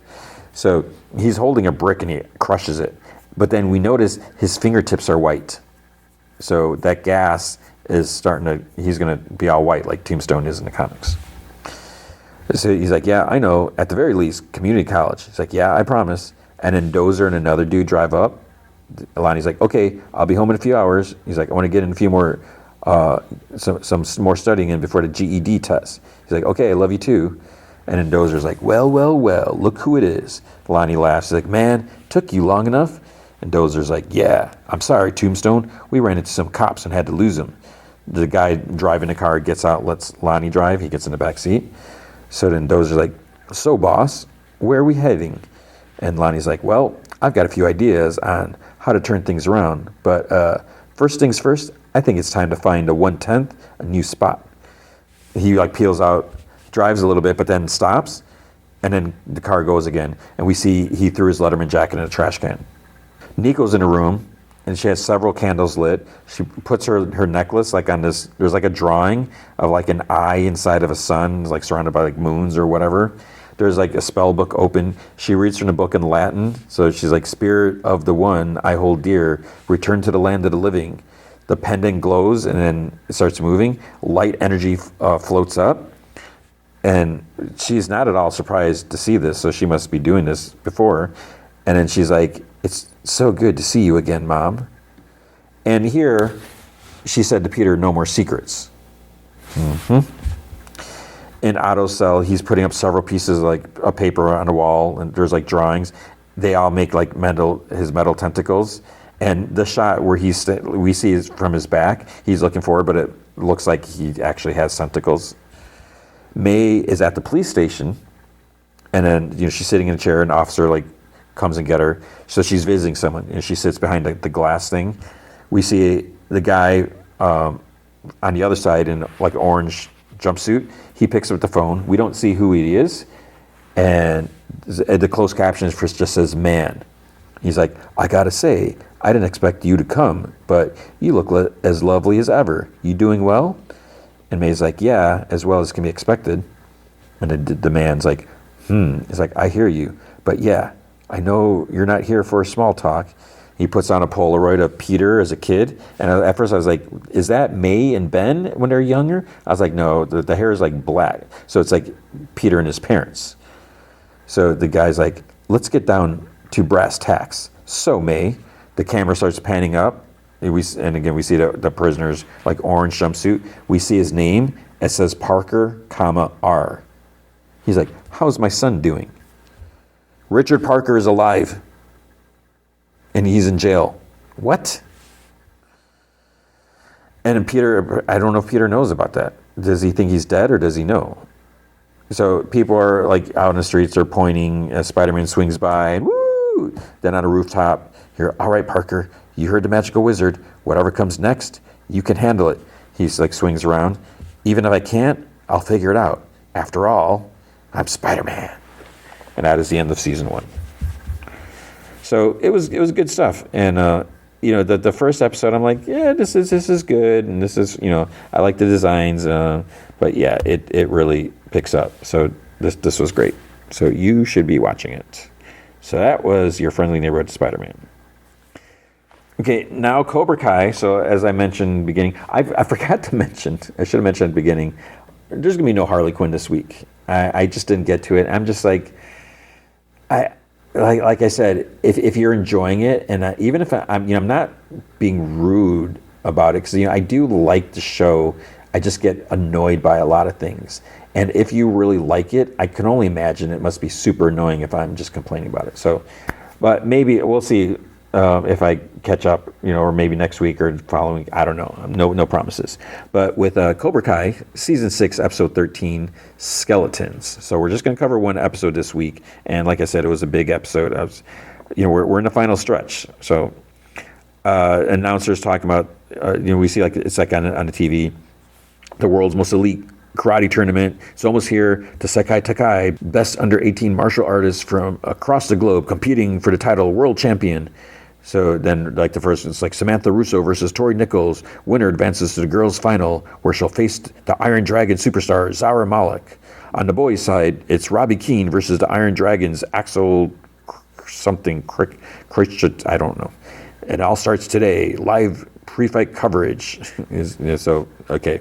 Miguel, Robbie, and Carmen, Johnny, and baby Laura are watching. I don't know if Carmen's mom was there. So Miguel asks Robbie if he's feeling good. Robbie says he's a little nervous since last time the fight didn't go well. But this time would be different with everyone watching. And Johnny's like, forget who's watching and screw the cameras. And then he's like, oh poop, here comes my interview. Turn it up. So they somehow have footage from the end of Karate Kid 1. It's like, who would have been filming back then? And it's like these perfect shots or whatever, different angles. And So they talk about, high school rivals from 35 years ago are now teaching together. And then they only show a part where Johnny's asked, like, what it's like to come back. And he's like, well, no one likes to lose. But so he gets mad. He's like, what? It's like, I talked to that guy for like an hour and that's it. And Carmen's like, well, maybe it'll come back to you. So they mention like Miyagi-Do, the underdogs, the history of Mr. Miyagi. He brought it over, blah, blah, blah. Daniel tells Chosen that, they did it. They brought Miyagi-Do to the world. Terry is saying, he's on the screen. He's saying that like him and Mr. Miyagi were good friends. He's like, we shared a student actually. And a man, Daniel's like gritting his teeth. And Amanda's like, he's just trying to get under your skin. The interviewer asks, what would he say to those concerned about his alleged history of tournament cheating? And Silver's like, he's like, well, one of the ugly truth about our society is that people find joy in coming after those on top. And that's exactly what my Iron Dragons are, undefeated and on top. So they talk about Sensei Wolf. They talk about the social media presence of superstar Zara. She's such a great role model to her young followers. She's an advocate for female empowerment. Zara talks about, it's like, y'all saw my live stream get hijacked by when Tori jumped on. And she's like, it breaks my heart when women attack other women. It's like, oh my gosh. And Tori's watching while she's doing like punching sit-ups, and she doesn't react to it. So there's talk about Cobra Kai, the death of their fighter, Quan, and then there's like, where is Sensei Kreese? Because he's ignored all their interview requests. Will Cobra Kai show up? So Tori turns out the TV, there's a knock at her door, and it's Kreese. She's like, what the hell do you want? He's like, I won't take up much of your time. I just wanted to apologize. I failed you as a sensei back in Barcelona. I treated you like you were some soldier in my own private war. I regret letting you down. I regret letting Quan down. And she's like, is Yoon gonna fight? And Kreese is like, no one is. You're the last of the Cobra Kai. And she's like, but you signed off on a tournament. And he's like, so you could fight. So you could be a champion. I know you don't want me in your corner, but I have always loved your guts and passion. Just know that I will always be rooting for you. He's like, goodbye, kid. And then she's like, does it have to be goodbye? He like chuckles. He's like, I'm afraid so. I have one last thing to do, and it is time for me to step aside. So Gunter, meanwhile, welcomes everyone. Johnny and the boys, they arrive during the parking lot. He tells them to go sign in. He'll grab the bag. As he's reaching in the back of the minivan, Kreese somehow is now standing behind him. It's like, where did he come from? And how did Johnny not see if he pulls into park? And Kreese is like, need a hand? Johnny like almost spins around. He's like, no. And you can tell he's like ready to be a little defensive. Kreese is like, no more of that. I just came by to thank you for what you did for me in Barcelona. And Johnny's like, Silver just got what he had coming to him. And Kreese is like, but when push comes to shove, Johnny Lawrence always does the right thing. He's like, well, now it's my turn. And Johnny's like, I don't want anything from you. Kreese is like, I'm sorry that I ruined Cobra Kai. I was so proud of you for bringing it back. Sure, it was different, but that's what it needed. For the last few months, I've been thinking a lot about my failures, and my biggest failure happened right here in this parking lot. And there's like flashbacks from the beginning of Karate Kid 2, after the fight. And he's like, when you lost to LaRusso back in '84, you handled it like a man. And what I did next was inexcusable. If it wasn't for me, you would have kept going. You could have ended up in the Sakai Takai. Instead, I left all that garbage from my life on your doorstep and made you carry it for 35 years. I'm sorry for that, Johnny. And Johnny's just like, I got to go watch my son fight. So Gunter introduces a guest referee, local hero, and former All-Valley champion, Daryl Vidal. So I guess he was there during Karate Kid 1. They show him on a flashback. Amanda is there. Robbie's mom sits next to her. She's like screaming. She's like, yeah, go Robbie. And she's got like Miyagi-Do emblem painted on her face. She's got a Sakai Takai headband on. She's just like all into it. Silver's in the bathroom. He looks in the mirror. He coughs a little. He thinks back to I'm assuming doctor saying, we thought it was gone, but it's back. And Silver's like, how long? And then the man's like, 6 months. So Terry starts coughing some more, more violently. He takes some pills, but then the pill container falls in a sink and some spill out. He gets frustrated trying to get them, and then he whips an empty container across the bathroom. And he thinks back to saying, Those SOBs ruined my reputation. They took the one thing left in the world I cared about. If I'm going to hell, I'm taking them down with me. So he managed to regain his composure. So more introductions by Gunther. Each dojo is mentioned. Tori is the only one standing when Cobra Kai is introduced. Chosen comments to Daniel that there are no Cobra Kai senseis, and Gunther says each dojo will retain the points that they've earned in their Barcelona competitions. He's like, our unfinished boys semifinal resets to 0-0, and the remaining girls semifinal will be taking place tomorrow. So Wolf snarls at Axel. He's like, eyes on your opponent. So Gunther's like, each match will consist of 3 2-minute rounds with unlimited scoring. 1 point for a hit, 10 for a knockdown, and 20 for a knockout. The finals will determine our individual champions, and the dojo with the most cumulative points will be crowned a grand champion. Sam gives like an encouraging nod to Tori. Gunther asks everyone to stand for a moment of silence for Quan. It's all quiet except for, I forgot his name. The one guy, the big guy, and Miyagi-Do's like, he got nachos, and Johnny's like, penis breath, because he's like crunching on chips, which is just annoying. So Johnny, whatever. Gunther's like, for our first match, or should I say rematch, Axel, whatever his name is, versus Robbie Keane. Daniel's like, you can do this. And Chosen's like, lock in, trust your skills. And Johnny's like, it doesn't matter what happened last time, how many people are watching. It's just you and him on the mat. It's like, you trained for this, you're ready. Terry goes up to Wolf. They may have picked the venue and the ref, but we have the most skilled fighters. We should win easily. If it gets any closer than that, you know what to do. And Wolf's like, you have nothing to worry about. And then Wolf leans in to talk. He like whispers something in Axel's ear.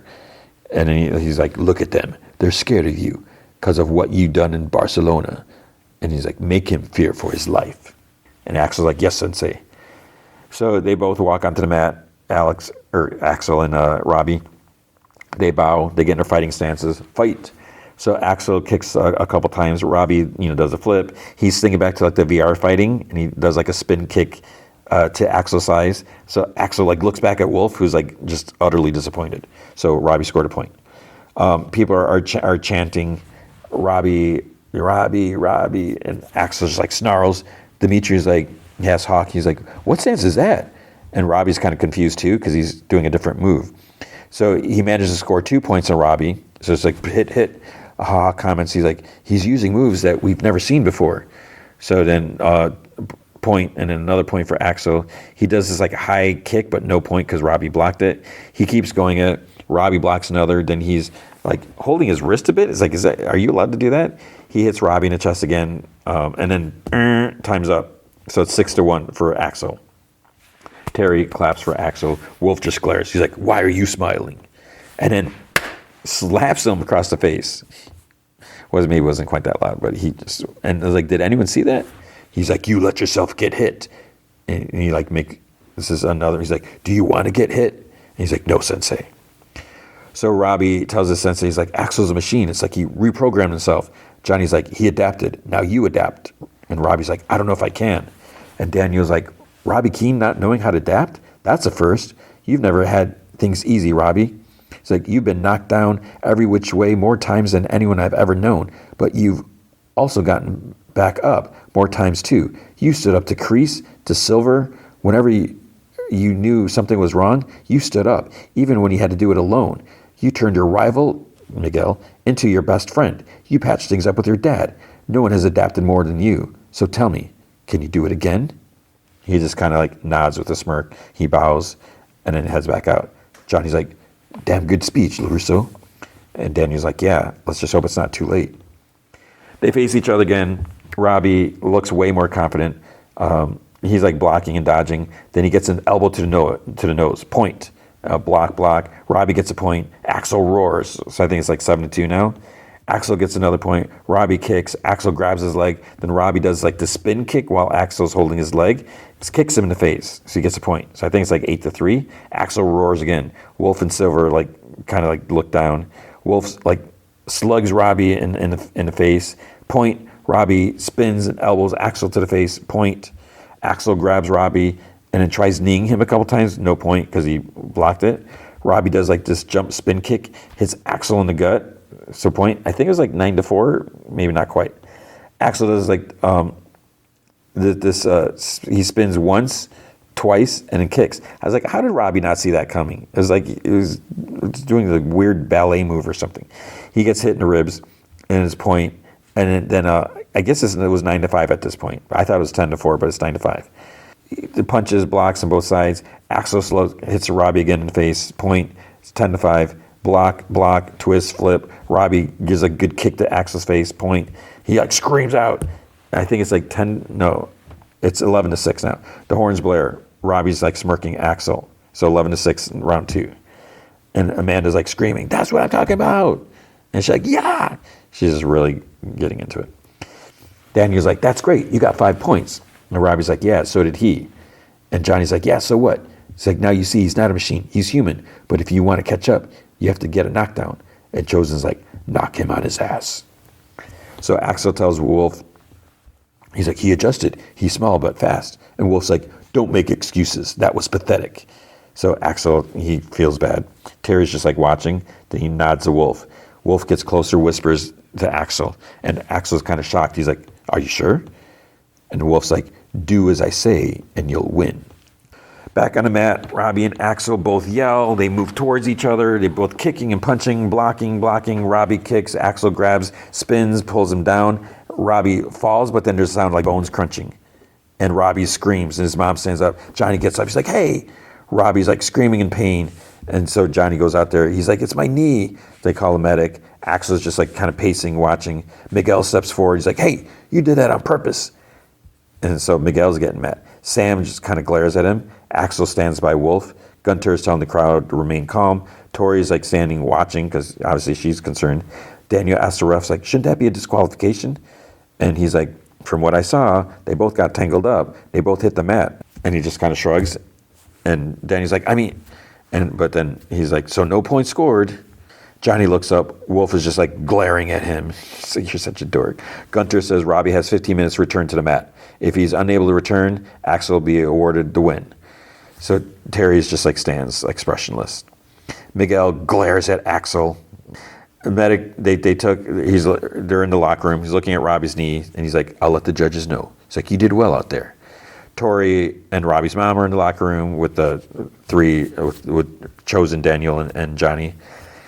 Daniel kind of like hits the locker. Then he asks Chosen, he's like, "Do you know how to?" And Chosen's like, "Heat massage, not magic, Daniel's son." He's like, "Broken bone needs time to heal." And Daniel's like, "I just can't believe Silver's going to get away with this."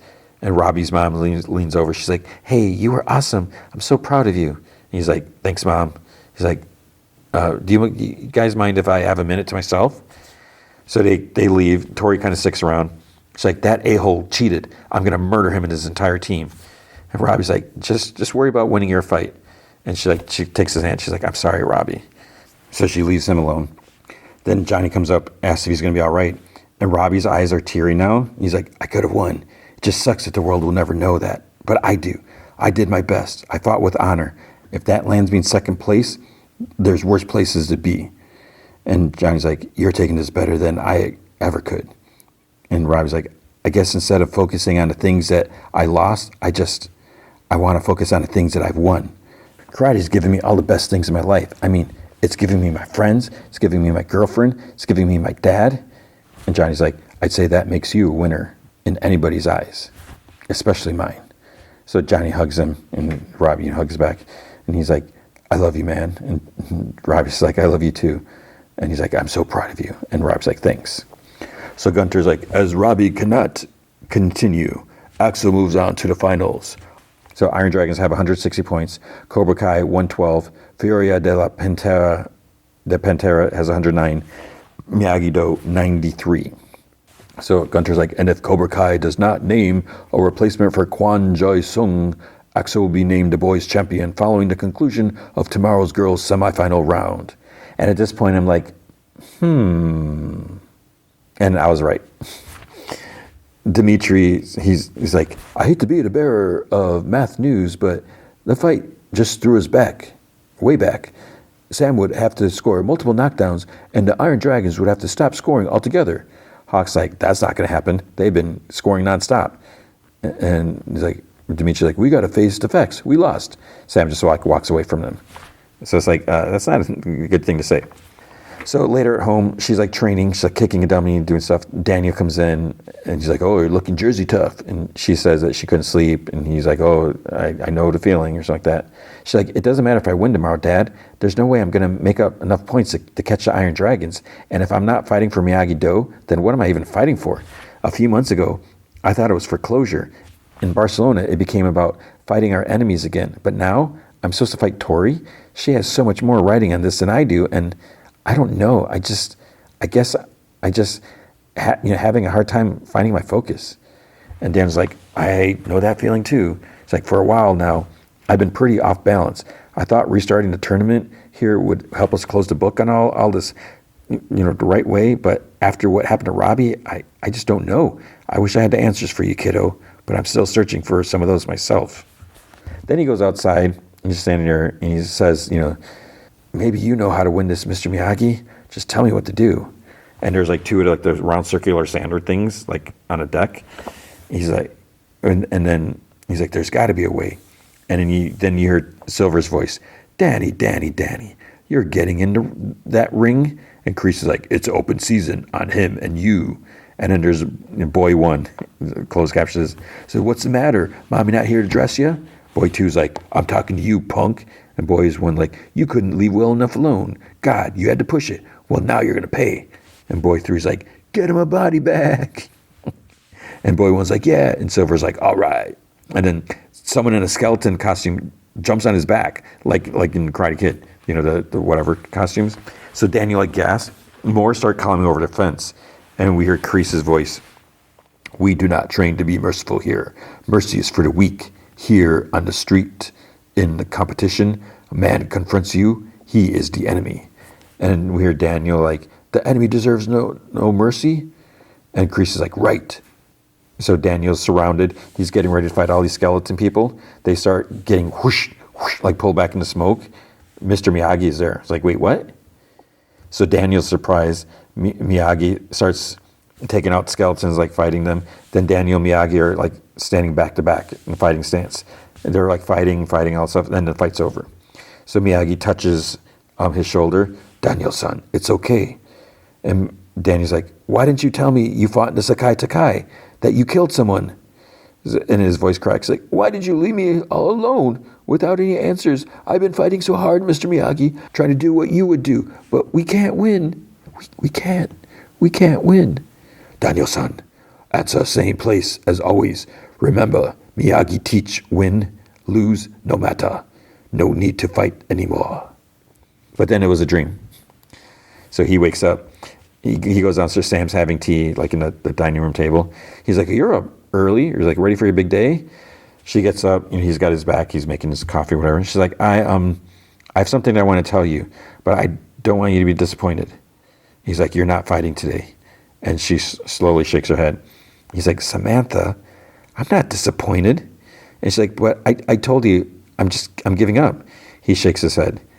He's like, when I asked Mr. Miyagi to train me, I thought it was a fight. Then I learned maybe the most important lesson he ever taught me.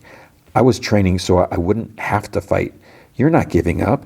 You figured out something that I forget too often. The greatest victory karate can bring to you is not having to fight at all. So they hug. He's like, I'm so proud of you. And Johnny's like, I get Robbie, but you and Sam, why are all original Miyagi-Dos okay with not fighting? What happened to Robbie wasn't an accident. It's like, we're just going to walk away and let them win? Daniel's like, believe me, I hate the thought of that too, Johnny. And he's like, then what is it? Daniel's like, I entered this tournament to share Mr. Miyagi's teaching with the world. That's why I was so upset when I learned about his past. But then I realized none of that matters. Teachers may seem all-knowing, okay? But they are just human beings like the rest of us. They may have their flaws and their failures, but it's not on us to carry that. And then Johnny sees Kreese like sitting in the bleachers. But Daniel continues, our responsibility is to take the good lesson that we're taught and pass those along. So the fact that Sam and Robbie are okay not fighting means that Mr. Miyagi's legacy will live on, whether we win or lose. Johnny's like, I get that. And that's great for you. I mean it. But I don't know how to not fight. And winning this thing was my last shot. And he sees Kreese like walking out. He's like, I'll be right back. And then out in the hall, he's like, What the hell was that yesterday? Bringing up all the stuff from the past? It's like, what do you expect me to forgive you? And Kree's like, I don't deserve forgiveness. And Johnny's like, yeah, we agree on that. I'll never forgive you for what you did. So Kreese like turns to leave. And Johnny's like, I loved you, man. I idolized you. Every good thing about myself, strength, confidence, karate, you taught me. I only wanted to please you. So yeah, that night in the parking lot, December 19th, 1984, was the single worst moment of my life. But what hurt even more than being choked out was you abandoning me. And he's got like tears, like, no. He's like, you threw me away like trash right when I needed you most. You have no idea what those years were like. I trusted no one, least of all myself, all because of you. And Kreese puts his hand on his shoulder and he just like swats it away. And Johnny's like fighting the tears. Then Kreese puts like both his arms like on his side of his shoulders. Johnny's like, he starts like ugly crying. And Kreese sighs, pulls him into a hug. And Johnny like hugs him back. He's like, I'm so sorry, son. I can't change the past. I wish there was some way I could. I could make it up to you. And then he's like, maybe there is. So then I'm like, are they going to do what I'm thinking? They are. Gunter announces, the Sakai Takai has always been unpredictable, but this year has been like no other. Samantha LaRusso has elected not to fight, officially ending Miyagi-Do Karate's impressive underdog run. Let's give them a round of applause. And Zara asks Silver, she's like, do I still get to fight Nichols? And he's like, either way, we've still won. Gunter's like, this now concludes our semifinal matches. Cobra Kai not naming a replacement for their falling captain means that Axel, what's his name, automatically becomes a new male champion. However, people are like kind of cheering, Cobra Kai has named a replacement. And then AC/DC Thunderstruck start playing there. And that's nothing like that. So here it comes, right? Joining Tori Nichols on Team Cobra Kai will be Miguel Diaz. And I knew it. So Miguel comes out. There's like, red smoke or whatever. He's next to Tori. They're wearing their black Cobra Kai gis, whatever. Coached by the two-time All-Valley champion and their new sensei, Johnny Lawrence. And he comes out in black. Daniel gives him like a raised fist. Wolf says to Silver, this is BS. How can they do that? And Silver's like, they're former Cobra Kai. And Kreese puts his hands together and like bows to Tori. She smiles back. Tori turns to Kreese, bows to him. Kreese bows back. And Miguel gives Axel a stink eye. And then, you've been thunderstruck. And it goes to credits. That was good.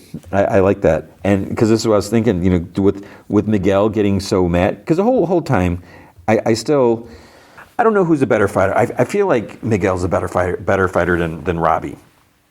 And so it's like, Robbie won their little fight. He became the captain. I just feel like he wasn't in it. He wasn't ready, and he's always doubting himself. He's good. He put up a really good fight, but it's like it should have been Miguel. And then when he was getting all mad, I was like, well, if they need another fighter in Cobra Kai, why doesn't Miguel do it? He can just jump over, and it worked out. So that was pretty good. So we'll do more. I don't know, maybe do the next two next week or just do 2 more weeks. We'll see. Okay, and now the movie feature is Last Breath. Like I said at the beginning, I was kind of surprised by this. I didn't really know what to expect. And I'm like, is this going to be, is this just another deep underwater movie? What? It turns out it's a true story. I was like, oh, really? And I guess there's also like a documentary about this. And, I saw some people were like, oh, why do the movie when, there's a documentary or whatever. That's weird. I guess the documentary came out in 2019. So it wasn't even that long ago. So again, this is based on a true story. But the other weird thing is, so this movie was directed by Alex Parkinson, who also co-wrote it, but he also co-directed the documentary. So he did a documentary, and then he does this movie.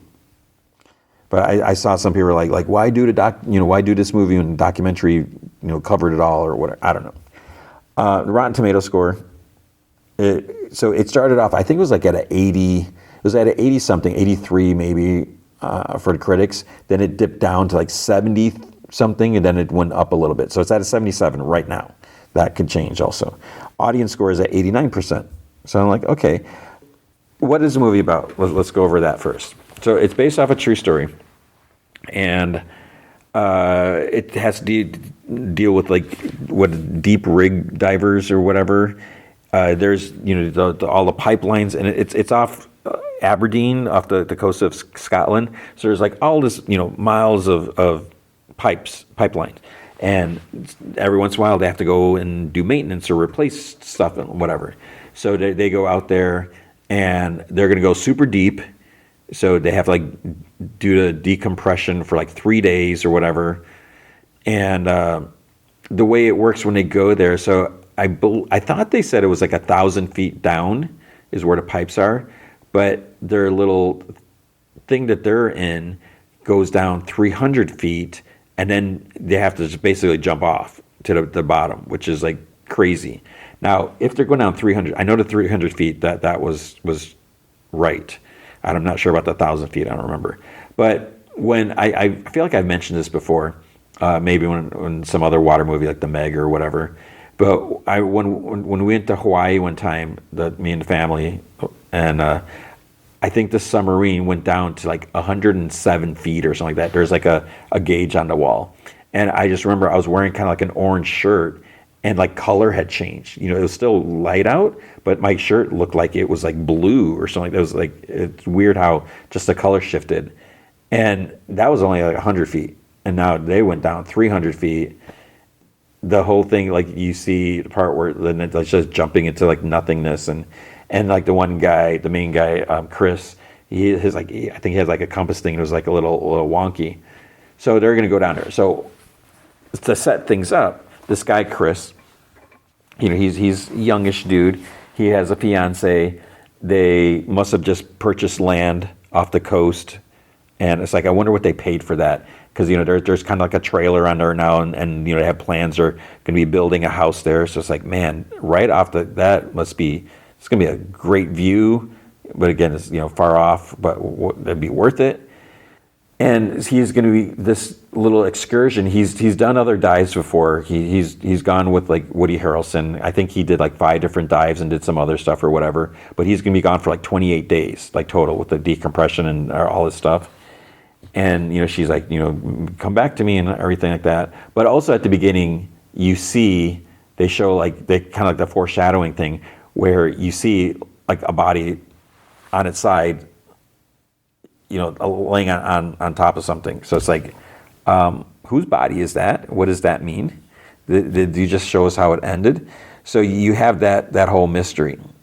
And what ends up happening, I mean, since it's a true story, you may know or whatever, and just to do the setup. So when they do these dives, they're kind of like in different 3-man crews.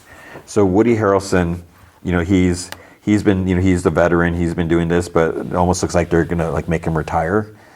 And then joining Chris. So Chris is played by Finn Cole, who was in Peaky Blinders, and he's in I think he was in one of the Fast and Furious movies, Fast 9 maybe, I don't remember. And also Simu Liu, Shang-Chi is in this, and Shang-Chi is like he's got some experience, and he's almost kind of like no nonsense. He's kind of like rude to Chris and everything, which is like, oh, nice. You guys are gonna be working together, and you're acting like a jerk.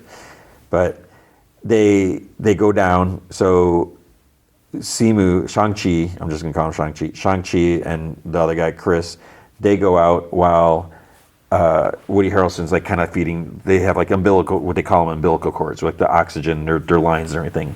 So they go down and all this stuff.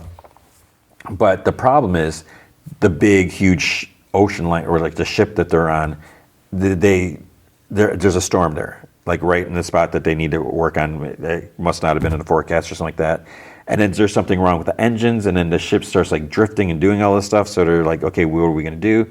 And while the guys are underwater, they need to get back, so they're moving, and they're like climbing up this big hunk of, whatever, by the pipes, and as they're going up, because there's, the ship is starting to get pulled away, float away, Chris's like umbilical gets like snagged on this thing, and he's like stuck, and he kind of can't get up, and then it's like pulling, and then it like snaps, and he's like freaking out. And Shang-Chi's like, hey, it's okay. He's like, just switch your valve. You got your internal oxygen and something like that. He's like, you got 10 minutes. He's like, you'll be fine. And then he's like, he's getting pulled back. He's like, I'll come back. He's like, but you do me, you got to do one job for me. You got to get on top of this whatever thing. Then it counts down 10 minutes of oxygen. Actually, he goes below that. It's like 9 minutes and 40 seconds or something like that. So it's like, okay, this is like pretty early in the movie. And the movie itself is like 93 minutes. And like right away, he's starting to lose his oxygen. Then it like jumps down, it's like 8 minutes or 6 minutes. So it's like, wait, they need to like move the ship around, they need to go back. It's like, how are you gonna, so if he's got 10 minutes of oxygen, I mean, I don't know what the answer is. And like how much oxygen is in your suit? Because then what you're breathing, carbon dioxide, it's like, how long can you go with the carbon dioxide without like fresh oxygen? Because it's not like all of a sudden you're going to just start suffocating, right? You still have bad oxygen or whatever, but then eventually you're going to start choking. So it's like, how long after that? And that's like the big question. And the other thing to make things worse is Woody Harrelson is kind of like close with Chris, and he's like even joking. He's like, "Did you build my room yet in the house?" And because he's kind of like taking him in and type of thing, and so he's like really distraught. And Chris said, he put up a picture of his fiance on the wall, and Shang-Chi's like, "When you're down here, it's just the three of us. Should be outside distractions and that." And then he feels bad, so then he's like determined to go back and try to find him, try to bring him back, and it just starts getting heavy from there, because the whole thing is, one, is he still alive? How long can he survive down there? And then are they, if he doesn't survive, are they going to be able to get his body, retrieve his body? Will his fiance get, be able to have like an open casket funeral? Or are you going to say, because Woody Harrelson talked about like someone else missing, it's like they weren't able to recover the body. There was like some like ship or something that crashed or whatever. And he was like, the only thing that they were able to give was the stuff from his locker. He's like, just a bunch of, crap, a bunch of nothing, knickknacks. He's like, I'm not bringing, his fiance, what's her name, a box of whatever. So there's like all this like kind of tension and suspense. It's like, are they going to do it? And then like up top and the ships, can they override the controls and do all this stuff? And then you got the storm and the time is ticking, and because I will say, it gets down to zero. There's no more oxygen. So then it's like, is he still alive, or is it just a body retrieval? And so it's just, and for some reason, I don't know if it's just like my emotions are just whatever loose, but I started getting like sad, and part of it I didn't mention. I should have mentioned it during the news. The whole like Michelle Trachtenberg. I mean, that's like heartbreaking. She's 39 years old, and and she's dead. And Gene Hackman passed away too. It's just a whole. I know we all have people that we lose and stuff like that, but sometimes I don't think we fully think about it. We can't dwell on it, but just the idea of like when someone dies, like they're gone, they're done, that's it. There's no coming back from that. And then the other thing is like just thinking about like losing someone you care about. So I started getting like a little emotional to just thinking about that, and because just the idea of just I mean it just made me really sad. And so I was like, oh man. And then so then I won't say anything more about the movie if you don't know the whole story. But it's like I didn't realize that it was a true story, so I thought that was interesting. But then like I said, it's just 90 minutes. I mean, it's just like boom, boom, boom, and I guess that's fine, because you don't need to drag it on or anything. That's probably also the budget of the movie was $23.8 million, so not super high. The box office, it made $1 million from the preview nights. are from previews, including 650,000 on Thursdays. It's projected to gross $5 to $9 million, and it's 23, so that's not super great. It's a weird choice because it's a true story. People should be aware of it, but the fact that there was a documentary just 6 years ago, I don't know. And that's a weird thing. But the other hand, it was 6 years ago, and I don't remember hearing about it. I don't remember hearing about this story.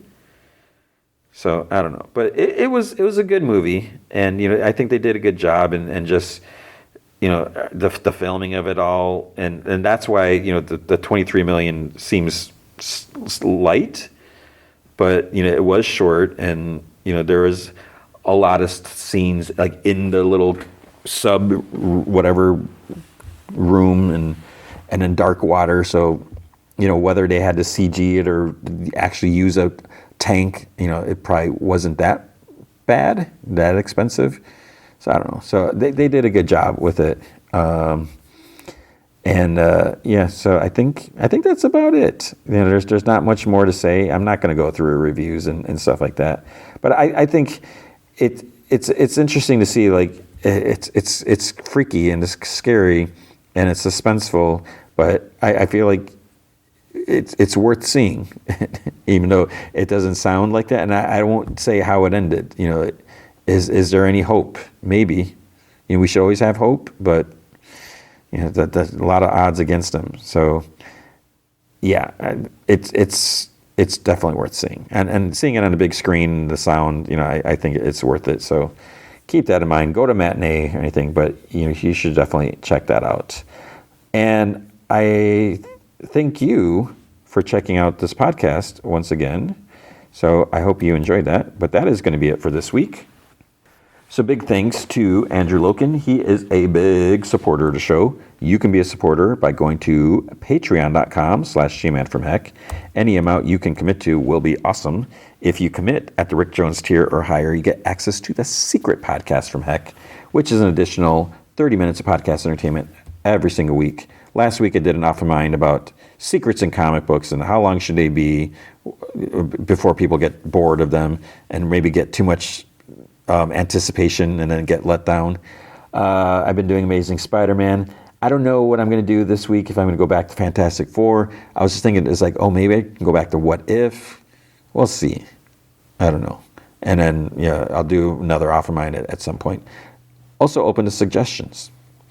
But if you can't commit to a monthly commitment, you can also help out by going to coffee.com/gmanfromheck, and you can buy me a virtual cup of coffee or two. And that's ko-fi.com/gmanfromheck. So next week we have Daredevil Reborn, right? I always forget the name. Born Again? Reborn, I think. And I think it's 2 episodes that drop. So I don't know about, I'll try to get through both of them.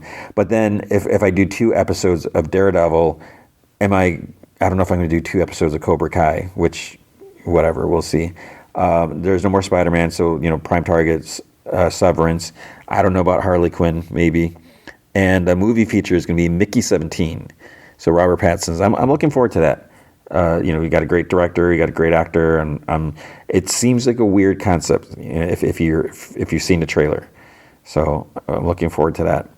I hope you are doing well. I hope you're taking care of yourself.